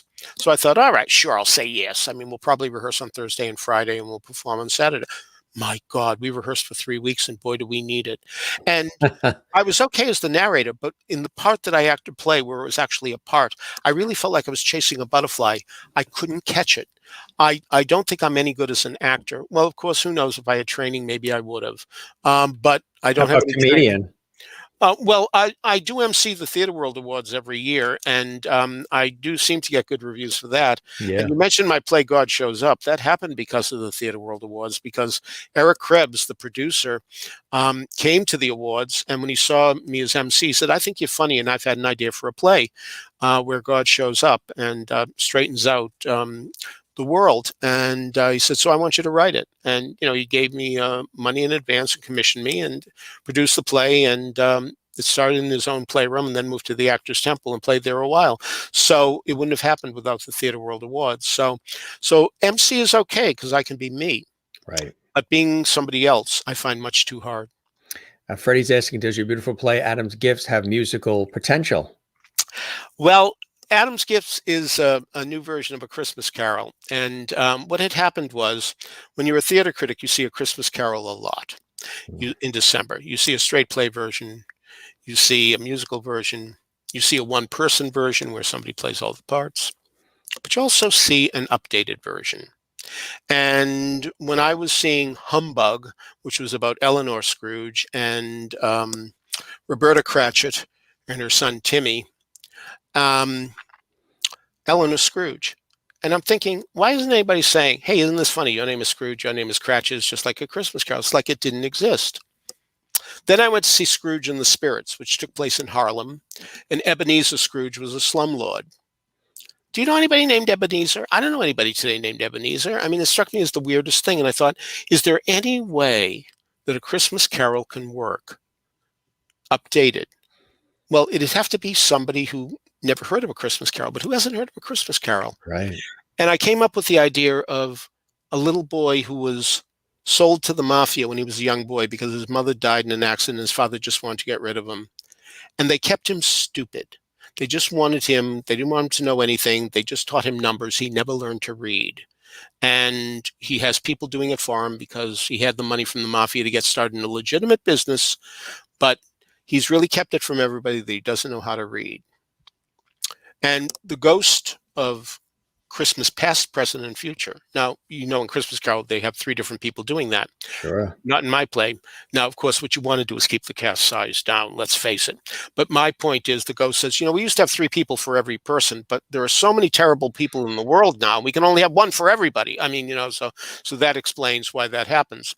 So what happens is that my tiny Tim, named Adam, is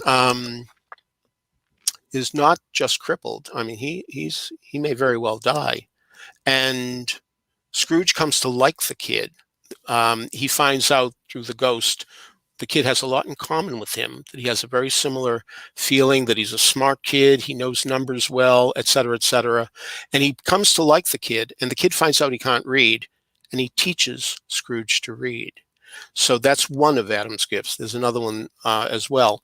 But anyway, I really thought this was going to be something that was going to be tremendously successful. What I didn't realize is that most theaters that do A Christmas Carol like doing A Christmas Carol as is, that their subscribers expect it every year. So I don't think Adam's Gifts has had the life that I think it deserves, and I hope that that will change in the future, but we'll see what happens. The playwright side of you too. Tell us a little bit more about that. And do you have some more wonderful productions in the works that you're thinking about? Well, Eric Krebs again commissioned me to do another one, which is called Legal Separation, which we've had a couple of readings on. And this is about essentially a Kellyanne Conway and a George Conway. How did they stay married? Right. I mean, considering the fact that they have such diametrically opposed viewpoints on politics. So this is about a young high school student who writes them both and say, how can you stay together given your ideologies? And they agreed to come to his high school and do a debate. So there's that. I have another one called Very Good Years, which is about a guy who finds he's in hell and wonders why he got there. I mean, he knows he's done a lot of things that technically a lot of religions tell them you're not supposed to do. But which one was it? And his friend of long standing, his oldest and dearest friend, is in heaven. But what you find out as time goes on is that heaven is a very dull place. Well, hell is where the interesting people are, and that's why he's there. So anyway, we'll see what happens with any of these. Frankly, I wouldn't be doing them if we weren't having a pandemic, but I've got to spend my time doing something. Yeah. Yeah. The column from MTI isn't happening anymore. I reviewed for Broadway Select, a website, but there's nothing to review. I mean, luckily, I still do Masterworks Broadway because that's about original cast albums. That's every Tuesday on their website, masterworksbroadway.com, if I can shill. And I do one every Tuesday there and have for about a dozen years now. And of course, people are still interested in theater music, so the pandemic hasn't hurt that. It might have even helped it. You know, the people are staying home more and listening. Strippers, Showgirls, and Sharks. Yeah, this is about musicals that didn't win the Tonys. This was not my title either, and I had great resistance to it, but you can't win against editors. Strippers means gypsy, which lost to The Sound of Music and Fiorello. Showgirls means Follies, which lost to a musical, Two Gentlemen of Verona. And Sharks means West Side Story, which did not win the best musical either, because The Music Man won that year. So so this was about musicals that didn't win the Tonys. And this one gets, I think I get more mail on this one than any other one because, of course, some people say, oh, you didn't include The Secret Garden in there. Frankly, what had happened was that I was just writing away and suddenly I realized I just had too much. And I had to eliminate shows. I hadn't even gotten to The Secret Garden yet, but I just, I think it was 108,000 words they gave me, and suddenly I was there, something like that. And that was that. So my apologies to the musicals I left out that did lose the Tony, and there are plenty of them, because when you think of it, the Tonys are 74, 75 years old now, and usually there are 4 nominees, sometimes 3, sometimes 2, sometimes 1, but that's what happens. Yeah, Broadway musical MVPs. This one was because I noticed that theater wasn't giving out awards that baseball did. There's a comeback player of the year every year in baseball. Why shouldn't they have that in theater? I mean, somebody comes back every year, or almost every year, it seems. There's manager of the year in baseball. Well, who was the best producer? We don't hear that on Broadway either. And and even though there are a million producers today, there is a lead producer who's mostly responsible. So I don't know if you know this, but the rule of thumb is, if you don't raise or put in $1 million, you are not allowed to open your mouth to give any suggestions about a show. Right. That's it. Can't be done. So anyway, how do you feel about that? I think it's great that everybody gives an opinion. I think it's well worthwhile to listen. You don't have to agree. You don't have to take the advice, but you should listen to everybody, because you never know where that next good idea is going to come from. I was recently writing about Follies because of the 50th anniversary, and Yvonne DiCarlo, who was in the show, said, in recent years, the roles I've been getting, I'm telling you, they've either been somebody's mother or they've been camp roles.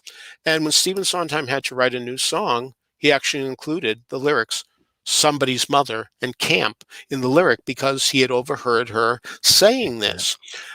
So you never know where good ideas come from. Never. Right, exactly. Yeah, that's so true. And these stories are really amazing. Here's another. Yeah. This one is about a boy who's turning 18. And he had vowed with his best friend that he would have sex with a girl by the time he reached 18. And the days are dwindling down to a precious few. So what's going to happen? Is he going to succeed?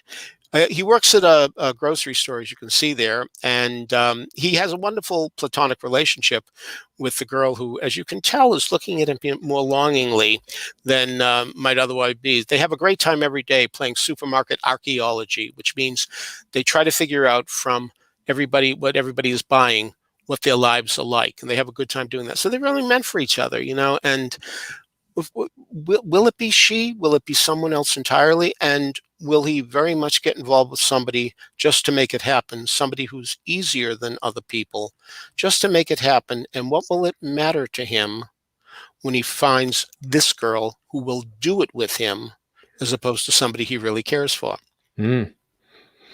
Interesting, really interesting. What inspires you when you write? What are some of the things that you obviously are an observer of life, huh? Oh yeah, that's some of the great fun of it. I mean, so many times I have to stop in the street and take a note. It used to be easier when I used to carry a notepad because typing in takes a little longer. But you just any idea might amount to something. I remember when I was getting interested reading Moss Hart, who used to write with George S. Kaufman. They wrote "You Can't Take It With You," "The Man Who Came to Dinner," a lot of famous plays, and Moss Hart said, when I think of all the merry plots and characters we created, and they amounted to nothing, but you have to pay attention to those ideas because you never know which one is going to take and which one. So, yeah, I mean, it's great fun, listening to people. Lagos Egri, who's written a marvelous book about, it's called The Art of Dramatic Writing, about how to be a good playwright, says the best playwrights are the best stenographers, meaning you overhear what people are saying and you take it down. And there's something to be said for that. It is true. I remember I went out to talk to a fifth grade class in Long Island, and I'm being introduced. There's a girl in the front row. She can't wait to ask her question. She can't wait. She can't wait. And finally, all right, Wanda, fine. Ask your question. What is it? The kid said, do you get writer's block? She made it sound like psoriasis, I mean, like this terrible disease. And frankly, I don't. And I think the reason is I just do it so much. I'm not saying what I write are pearls and or anything like that. I'm doing the best I can. But the point is, I do it a lot. And just as they tell you, if you go to the gym every day, it gets easier. Well, if you do it Mhm. every day, it gets easier, like anything else. Practice may not make perfect, but practice does make perfect a possibility.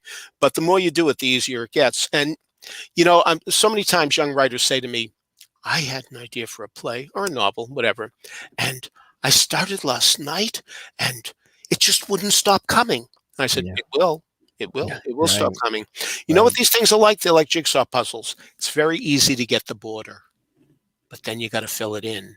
However, every time you get a piece in, you get closer to finishing. And after a while, it really accelerates, and you want to, but you got to stay with it. You got to figure out the jigsaw puzzle. You have to, Yeah. but don't be lulled into thinking because you have a great start, you're therefore going to have an easy time of it. You're not. And I forget who it was who said, "It's amazing how writers keep on switching sentences. The phrase you have at the beginning of the sentence, then the next time you look at it, you put it at the end, and the next time you look at it, you put it at the front again, then you put it at the back." I mean, it's really true. I mean, you play with these things as much as possible, but you really get into the mindset of, is that word necessary? Hmm. Everyone. You start looking at every one and see if you can cut, trim, because it's always better if it's shorter. And let me also point out, when I was at the Star Ledger, reviews had to be 17 column inches, not 16.9, not 1701, 17. So it would fit. And what I used to do, I mean, I used to write and then see where I was. And sometimes they'd be 18 and 19. And my policy would be, that's when I would take out the negative things that I said. If it had to be shortened, it would be the negative things that I took out. What's really interesting about this, you mentioned as far as others who are sort of considering doing this work. Do you like teaching? Do you like mentoring young minds, others that are coming up the ranks doing the work that you've done? Well, I did teach high school for a while, and that's a very different experience from Sure, teaching on yeah. the college level. Um, I was very lucky that for 25 years I was called critic in residence at the Cincinnati Conservatory of Music. I would go out there twice a year and see their main stage shows, and it's a great school. The actress who was in playing Waitress, was Betsy Wolfe after the first one left, and the girl playing Anastasia, and Anastasia was from Cincinnati Conservatory of Music, as was Ashley Brown, who played Mary Poppins. I don't mean she was in Mary Poppins. I mean, she was Mary Poppins on Broadway. So it's a great school. And it was so great going in there and having kids, hang on your every word, as opposed to high school where you hear, oh, you got to read this, that type of thing. And so it really is a very pleasant experience. And my favorite moment came when I went to see Carousel there. Carousel has a song called The Highest Judge of All, where Billy Bigelow, who has died, says, I want to talk to God. I want the highest judge of all. And when I met the class, I said, well, here come the opinions from the highest judge of all. So that was my favorite moment with them. But a great school, and really nice to have people who really want to hear what you have to say. What's on your bucket list? Do you have things that you still are working on that you want to do, even maybe outside of theater? Bill James, who writes about baseball and sabermetrics, has a whole new way of looking at baseball. It's not new anymore, but a whole new way of looking at baseball, says, I spend most of the day thinking about baseball and nothing else. And that's what I am with theater. And every now and then my girlfriend says to me, you love theater more than you love me, to which I always say, well, Linda, I was going to the theater 17 years before I met you, so it's sort of grandfather claused in. She said, it's all right, as long as it's not a person, I'm happy with that. It's good. Love the theater, but love me too. And then she said, after 43 years, you're still calling me Linda, and my name is Barbara. Good for you. I think I'm going to call her Barbara tomorrow and see what happens. Babs. Nothing Babs. good. Yeah, right. Yeah, it's not a good idea. She'll think I'm seeing someone else. So I'll stick with Linda in more ways than one. In more ways than one. She's terrific. But anyway, yes, indeed. I just think about theater all the time. Rupert Holmes, who wrote The Mystery of Edwin Drood and the Pina Colada song, said to me, isn't it wonderful that when you do what you love, you don't feel like you're working? And, I do get tired at the end of the night. Sure. I know when I have to quit, when I have to shut off the computer. But for the most part, the days fly by because whenever I hear there's going to be a heat wave in New York for 3 days, so what? 3 days are going to be over in no time. Time goes by so quickly.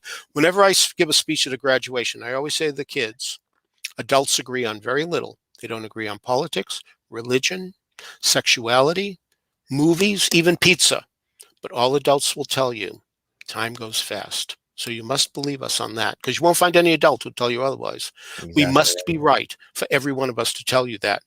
And, you're 17 now. Don't tell me next year you're going to be 16. No, you're not. You're going to be 18 and then 19. It doesn't go back. It only goes forward. So make use of the time you have right now, because your youth ain't coming back. What was it like serving 4 terms as president and chairman of the nominating committee of the Drama Desk?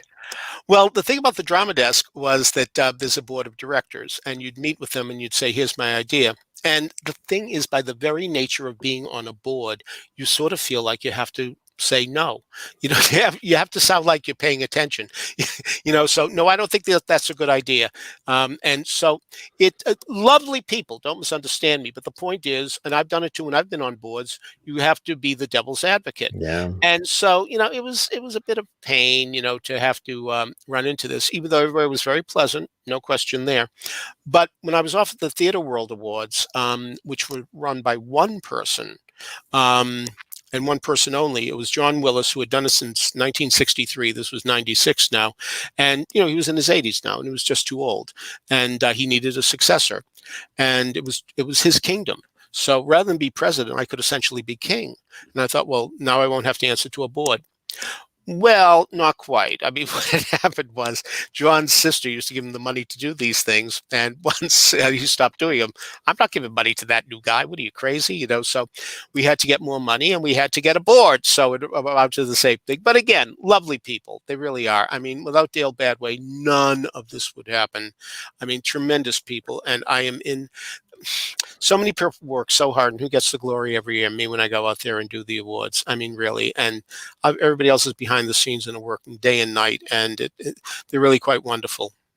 Freddie asks, at the Star Ledger, you would interview someone and then you say you didn't like the show at all, and you had to be honest. Was that weird when you ran into them later after the review, especially in a dark alley? Oh yeah, there are people who definitely slit my throat. There's no question that that is an awkward thing, but just as I say, that when you get used to doing something over and over, it gets easier. It gets easier in that way too. I know there are people right now I'm expecting to run into who I'm going to take some heat for something that happened 2 years ago almost. But I know I'm still going to get heat when I see them. And what can you do? You know, you just know that when you go into this, you are going to make enemies, and that's all there is to it. It's not a good thing, I think, when you do interview a person before you review, because you do wind up falling in love with the person many times because they're on their best behavior. They want, you to like them, so you'll like the show and them. That's part of it. So that's a tough thing. And I know the New York Times sends different people to do the feature articles than the people who do the reviews, and I think that's a very good policy. But yeah, I had to do both, and it sometimes was weird, and I do wonder if it was colored, by what happened. A strange story involves the revival of I'm Not Rappaport, and what had happened was Judd Hirsch and Ben Vereen were going to be in the show. And we were going to do a big thing about a 4-part series on the show because it originated at the Paper Mill Playhouse in New Jersey, and now it was moving to Broadway. And this was a big deal because few shows from the Paper Mill wound up moving to Broadway. It wasn't unprecedented, but it doesn't happen all the time. So we were going to do a 4-part series. So I showed up, and Judd Hirsch said, "Nice to meet you," and Ben Vereen said, "Nice to meet you." So the next time I showed up for part 2, Judd Hirsch said, "Oh, hi, Mr. Filichia." And Ben Vereen said, "Nice to meet you." And the third time I showed up, "Peter," said Judd Hirsch. And Ben Vereen said, "Nice to meet you." And the fourth time I showed up, Judd Hirsch said, "There he is." And Ben Vereen said, "Nice to meet you." Now, the thing is that we have to give Ben Vereen some slack because I don't know if you know, he had a terrible accident somewhere along the way. So I didn't have hard feelings against him, and I took that into consideration. I think I did. I hope I did, because when I reviewed the play, I liked Judd Hirsch a lot, and I didn't like Ben Vereen very much. And I've often wondered if it was colored by that experience. Now, the story doesn't quite end there. Paper Mill was doing an evening with Ben Vereen just to sit down, and they asked me to be the critic who would ask him the questions. So I thought, let me see if he remembers me for the 5th time attempt. So I went there.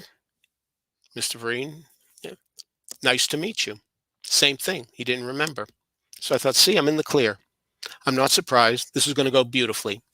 So anyway, of course, I'm introduced first.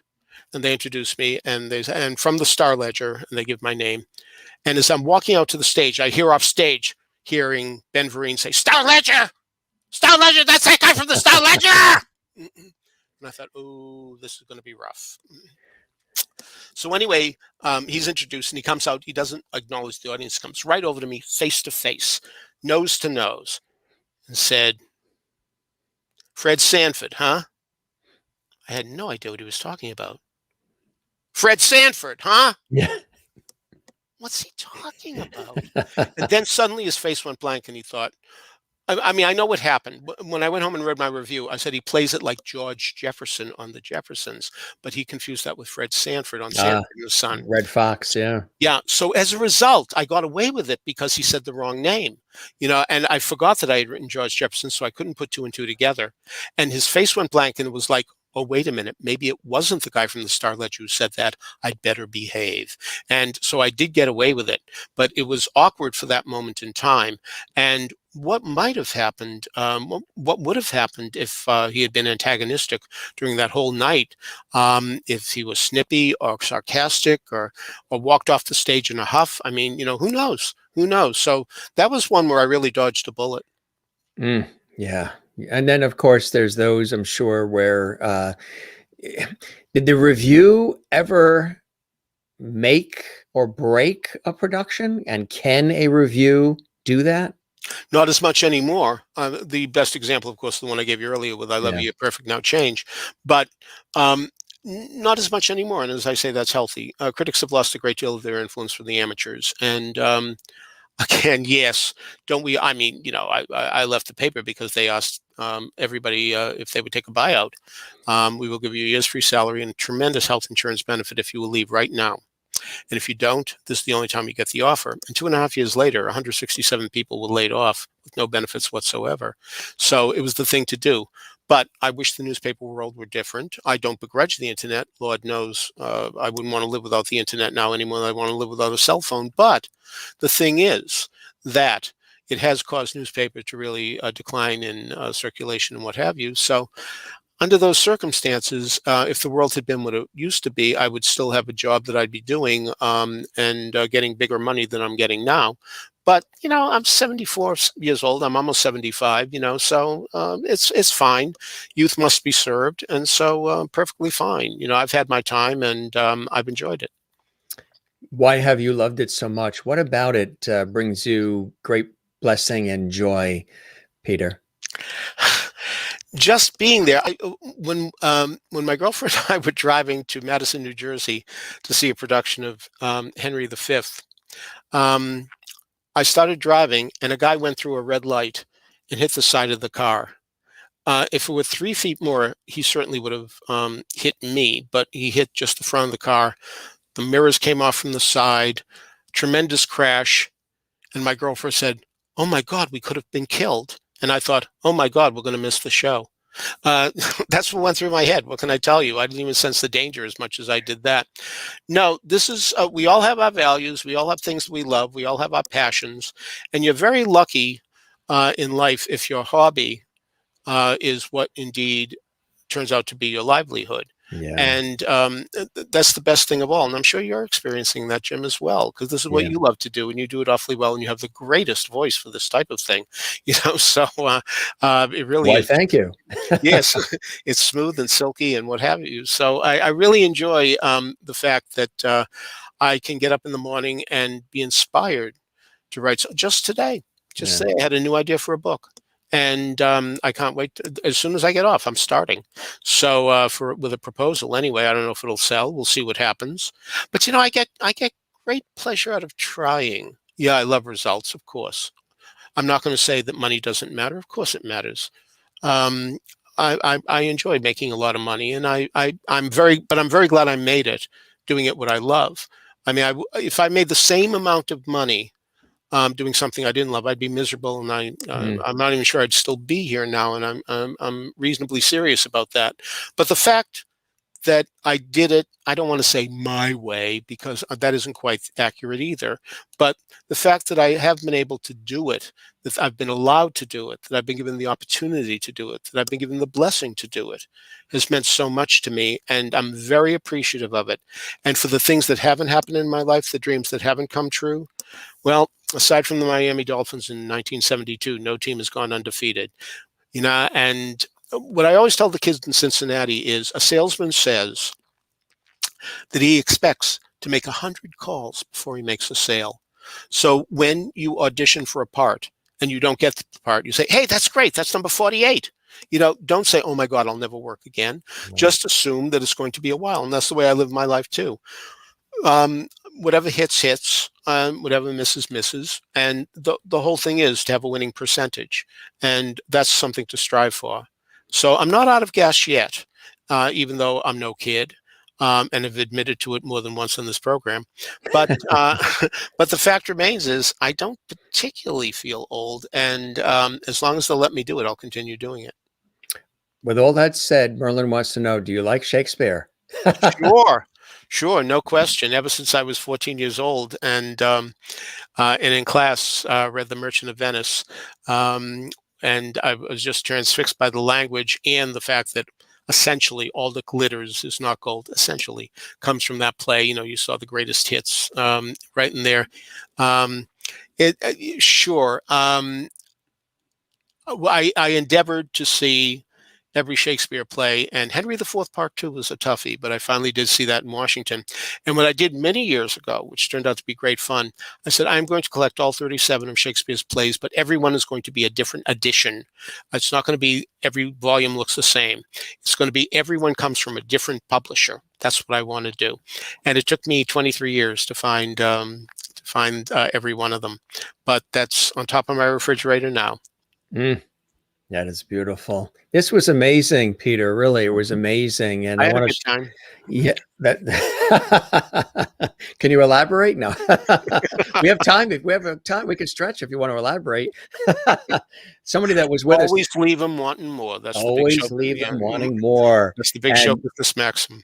somebody that knew that very well, who was also enjoying himself. He's sort of my sidekick. If you've watched our series of episodes, you probably know George Burns was in the house tonight. Yes, indeed. And there's an inspiration to us all too, because don't forget, he didn't win an Oscar until he was very, very old and hadn't made a movie, I think, in something like 40 years, and yet he won an Oscar. So, there's enough time if we use it. That's the point. That's the Use key. time. That is right. Exactly. And we sure have. Do you know that we've chatted for about 2 hours? Really? Doesn't Wow. seem like it, right? It went by in a New Nope. York minute, and it's just See, time goes conversational. fast. See? Time goes fast. But if you make good use of it, That's right. then it's pleasurable, and everybody enjoys. And I try. It's the way I am anyway. I like to make it warm and welcoming and conversational, not an interview. Merlin wants to know if you've ever been to Stratford in Ontario. Yeah, sure, more than once too, and seen wonderful things in the various theaters they have there. Frankly, if there weren't if there weren't the quarantine, at the moment at least, you have to quarantine for 14 days if you enter Canada. Otherwise, I'd be going up to Niagara and the Lake and Stratford this year. But until they waive that 14-day thing, I'm just not going to be able to do it. You'll just have to go to Stratford, Connecticut, and that's about it. That's about it. That is about it. Thank you, Peter. Very interesting and such a great night. Jason, our wonderful, lovely viewer, such a great night. Thanks for sharing your brilliant storytelling and heartfelt authenticity with us. It was a joy listening to you. I think that's one of the great things about this show and the way that we've sort of styled the show is, people may know of you, people may be very familiar with your work professionally, but now they really have an understanding of who you are and what motivates you and what makes you tick and your passions, and not just what they see or what they read or what they've heard, but they actually have an understanding of why you do what you do and how much you love what you do. And I think that goes a little, behind the curtain, a little extra mile, whatever it may be called, which I think just adds to the whole experience. Anne says, thank you, Peter, for entertaining and educational evening as well. And Juanita says, Peter, this was an extraordinary conversation. Thank you. Love your humor, stories, and passion for what you do. Thank you for spending time with us and sharing your interesting career. I knew you guys would enjoy Peter. Maureen says, hello, Peter. Hello, Jim. Hello, my friends. She got stuck at work. She's in the medical field in a hospital in Arizona. Wow. Arizona. Good to see you, Maureen. And Kathy in Cleveland says, this has been a very fast 2 hours. Loved it. And thank you, Peter, for your great stories. And Freddie says, did I miss Peter singing? Wouldn't it be lovely? You did. Yes, you did. And you're going to continue to. Unless you watch this in the archives at Jim Masters TV on YouTube. And subscribe. Peter, this was terrific. I hope we do get a chance, when we're able to, because we're not far from each other in the greater New York tri-state area, to, break bread. And that'd be great. Yeah. That would be, really, really nice and a pleasure. And I hope the show met whatever expectations you had and you enjoyed the time with me as much as I certainly have with you. Of course. Of course. I like that. You take care now, my friend, and you go stretch those legs. I hope you had dinner already, did you? I did, of course. Good. Smart move. Indeed. You be well. Take care and get to work, because you said soon as we wrap, you're going to get to work. Yeah. Until then. How do you relax? What do you do to relax? How do you shut you said you've learned to shut the computer off, but what do you do to shut the mind off? Because it could keep racing, right? Well, I get into bed and I turn on a movie, which turns into a mini series, because after 10 minutes, I'm exhausted and I fall asleep and I have to start the next night at the 20-minute mark and then the 30-minute mark. So it really takes a long time for me to watch a movie. And then I spend wonderful time with my girlfriend doing things that are none of your business. And that's Linda. Not Barbara. All right, Peter, my friend, you take care. This was a real Thank pleasure you. having you with us. Have a wonderful night. You be healthy, You stay too. well, You and we'll too. chat again soon. We'll keep the porch light on for you, okay? You're always I welcome appreciate. back anytime. I appreciate. Until then, bye. Have a good night. That's Peter Filichia. We're so glad that he is here. And did you learn something tonight? I certainly did, Peter. Filichia is somebody who, again, has been doing it for a long time and started in Boston area and then made his way to the big city and so much more. Can you imagine what he said? It was 12. It's been 12,000 shows that he has seen. 12,000 shows. Boy, I thought I've interviewed about in my work on television and radio, because one of the things I do is interviewing, but that's not the only thing I do in television and radio. It just happens to be one of the hats I wear is interviewing. I do a million other things in the world of television and radio, hosting and on air and everything. But in the interviewing portion of my career, I'm saying Peter talked about 12,000 shows that he's actually seen and been a part of reviewing and all. I've interviewed about 6,000 people. I was calculating it not that long ago. About 6,000 people I have had conversations with, interviewed in my professional work in television, radio, and some of that is now including the Jim Masters Show Live, this entertainment lifestyle talk show series. But even before we started this series on our YouTube channel at Jim Masters TV, I had already interviewed 6,000 people from all different backgrounds, all walks of life, celebrities, newsmakers, politicians, CEOs, business leaders, inspiring people, sports stars, chefs, comedians, and so much more. So it's really a pleasure to get a chance to sort of do that on this series as well. And we don't always do all of that because we do have On Location and we do have pop-up shows and a lot of great stuff. Sometimes we just do where it's you and I and we chat, from host to viewer. The main connection about the Jim Masters Show Live Entertainment Lifestyle series is the connection that I have with you and that you have with me. And then we bring in the entertainment and the conversations with the guests and all the levity and some of the other things, the light moments, the poignant moments, and some of the other things that we, have had an opportunity to experience together. That's the main thing, is the relationship that you and I have here through JMS Live. And it's always a pleasure to have you guys here. If you missed any of our over 400 episodes of our series, they're all there for you on our YouTube channel at Jim Masters TV. Share the channel, spread the words, share the levity about the Jim Masters Show Live. Generally, we're here daily, 7 p.m. Eastern, 4 p.m. Pacific for you. And again, sometimes we do 2 shows in one day. Like this coming weekend, we have 2 shows on Saturday, 2 shows on Sunday. Most people have their feet up and they're relaxing on the weekend. But it was really a great conversation with Peter and a pleasure to have him on. Can't wait to have an opportunity to break bread with these guests. There's a list of people who want me to get together with them when we're able to, once the pandemic calms down, once everybody's all vaccinated and all. And I can't wait. And some of them, I want to get together with as well. So there's going to be a lot of breaking bread going on along the way, and maybe we'll take you guys along with us virtually through the Jim Masters Show Live.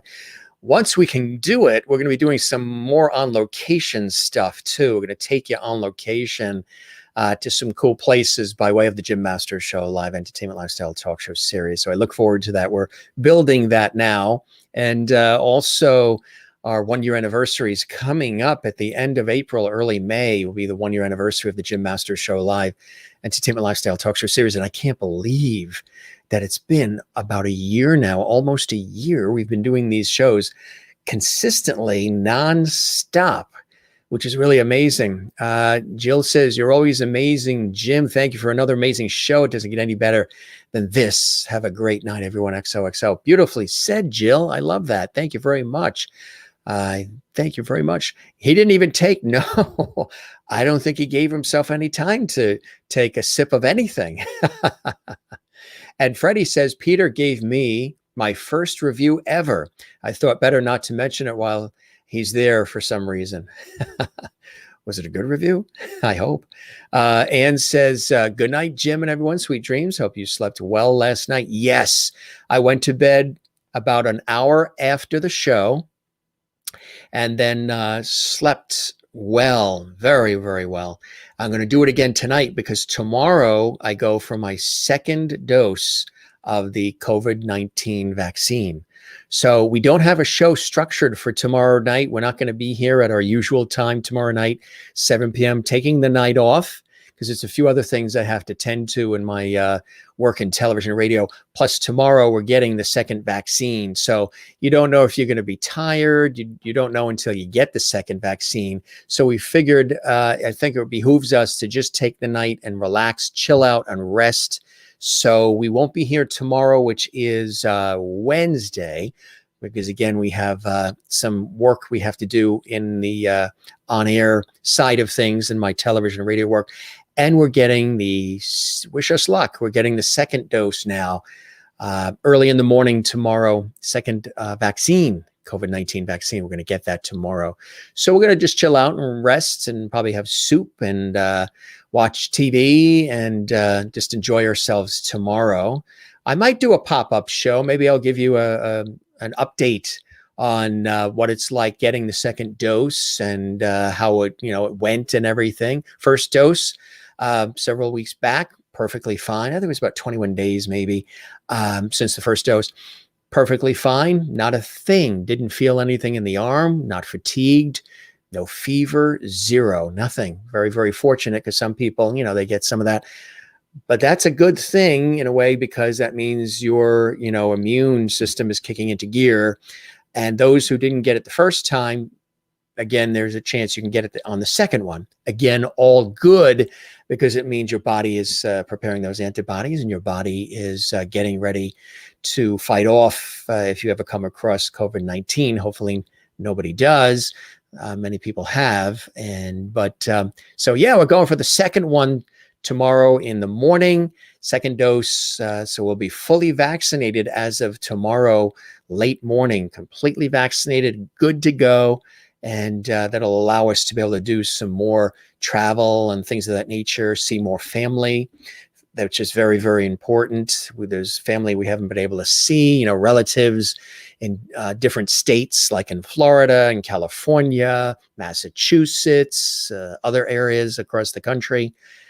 So Freddie says, rotate the arm every now and then after the shot. Doctor's advice. Yes, very much so. And they say, drink lots of fluids too. Jill says, sending you love tomorrow. Thank you very much, Jill. I appreciate that. Great. Now we won't have to 6 feet away from the screen anymore. Praying you don't have bad side effects after your vaccine. Me too. So we're preparing. I took the day off from everything tomorrow. I just have to write a few scripts tomorrow, which will be fine because I can work at the computer. Scripts for my professional work in television, radio. So that'll be, cool that I can do that. That's something just relaxing. And Merlin says, you deserve the time out. Thank you very much. Amy says, take care of yourself the next few days.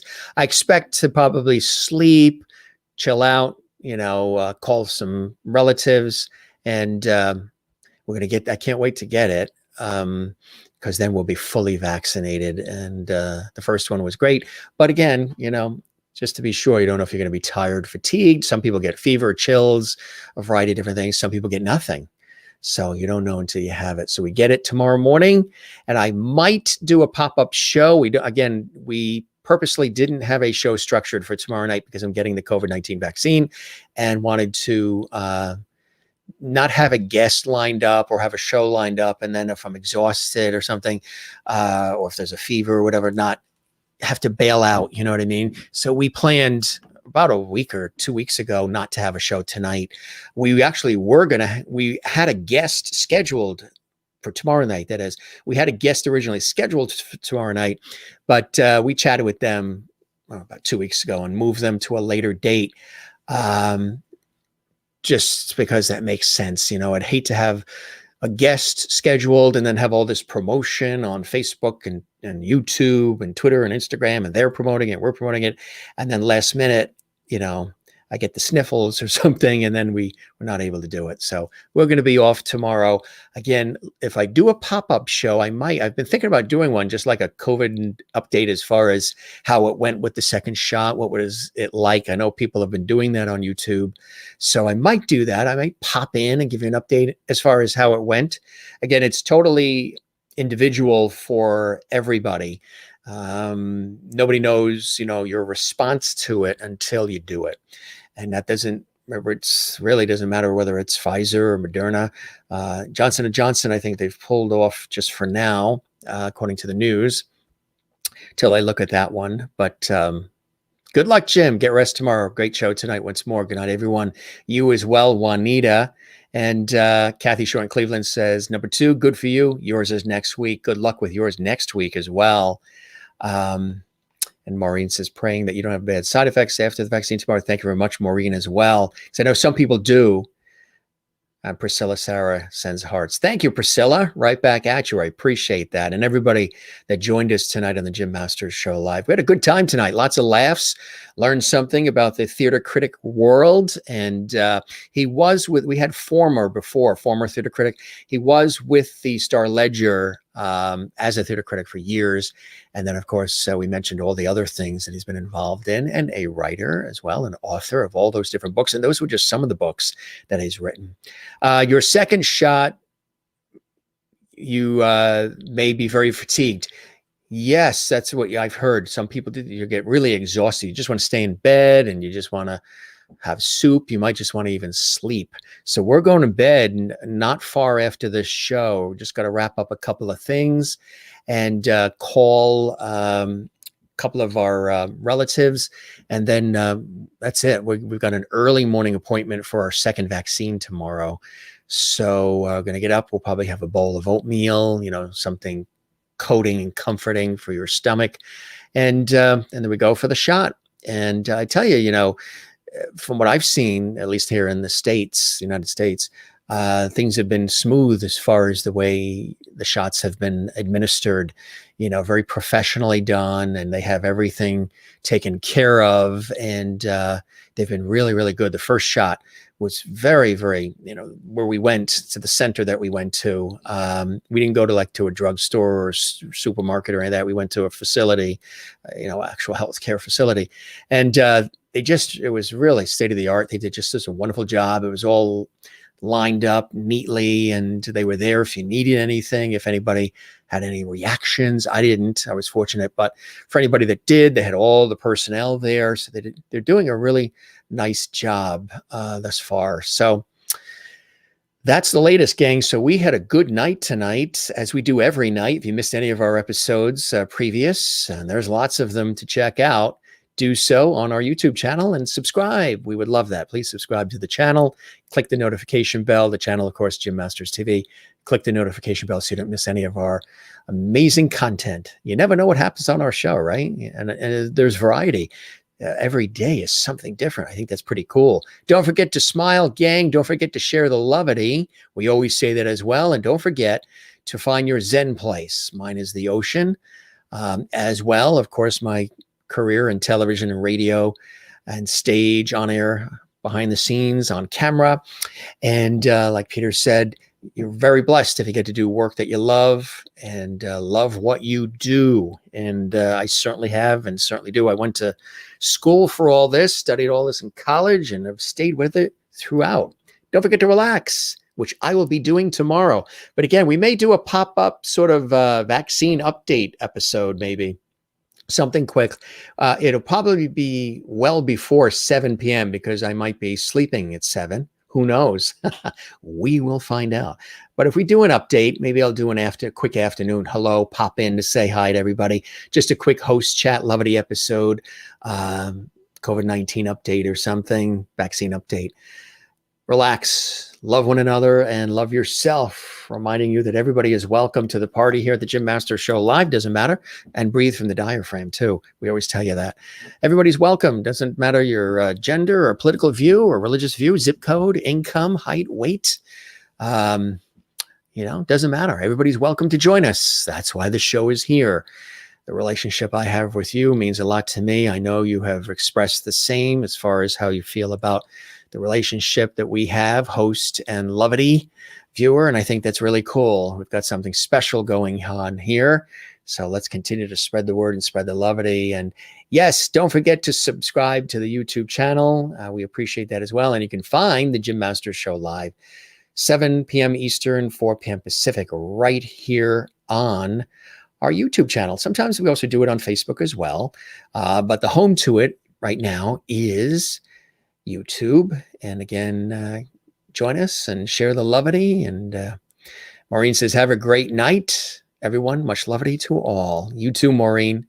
The National Guard has been phenomenal here in Mississippi. Yeah, I've seen some set up in our area too. Where I went, they didn't have the Guard. They had there was, medical doctors and professional folks there. But I've seen a lot where some of the larger, more mass locations, they've had National Guard set up, and they've done a heroic job as well. Good stuff, Amy and everybody else. You guys have a good night. You're the best. I think we have the best viewers, and we've got an amazing show here. Want to show you coming up on Friday, wonderful actor and singer Devin May is going to be here. Yes. Then on Saturday, Adam Sandberg is going to be here. Adam is the artistic director and the CEO of this incredible place called the Hermitage Artist Retreat. It's a beautiful place down in the Sarasota, Florida area, and we're going to show you it. It's going to be amazing. That's in the afternoon on Saturday. And then Saturday night, we have legendary Hollywood actress Lee Purcell is going to be with us on Saturday night. That is going to be absolutely amazing. Then on Sunday in the afternoon, 2 p.m. Eastern, that is 2 p.m. Eastern. It'll be 7 p.m. in Ireland. Ryan Kelly from Celtic Thunder makes his return visit coming this Sunday. And then Sunday night, Judy Tenuta is here. Remember, she was scheduled about a month or so ago, but she had major technical problems and all. So Blue Monday, Elaine, she popped in on her behalf. So Judy, legendary Hollywood comedian, actress, musician, she's here Sunday night live at 7 p.m. Eastern, 4 p.m. Pacific. And that's just some of the amazing guests that are joining us here on the Jim Masters Show live. You guys have a good night. A pleasure to be here with you. Again, we won't be here tomorrow. We're taking the night off, but we may do a pop-up show. If we do, check our Facebook page at Jim Masters TV to see more if we do a quick pop-up. All right, we'll see you on the next episode coming up. You guys are the very best. Thanks for joining us on this episode of the Jim Masters Show live. It's always a pleasure to have you guys here. You mean a great deal. Continue to spread the word. Also, we have a new Facebook page that is specifically for the Lovities. It's called JMS Live Lovity Hall. That's JMS Live Lovity Hall. Check it out. It's a new group where we all meet and we all chat. It's on Facebook. We created that here at the Jim Masters Show Live for all of you. You guys asked for a Lovity Hall group, so we created it. It's on Facebook at JMS Live Lovity Hall. That's the name of it, JMS Live Lovity Hall.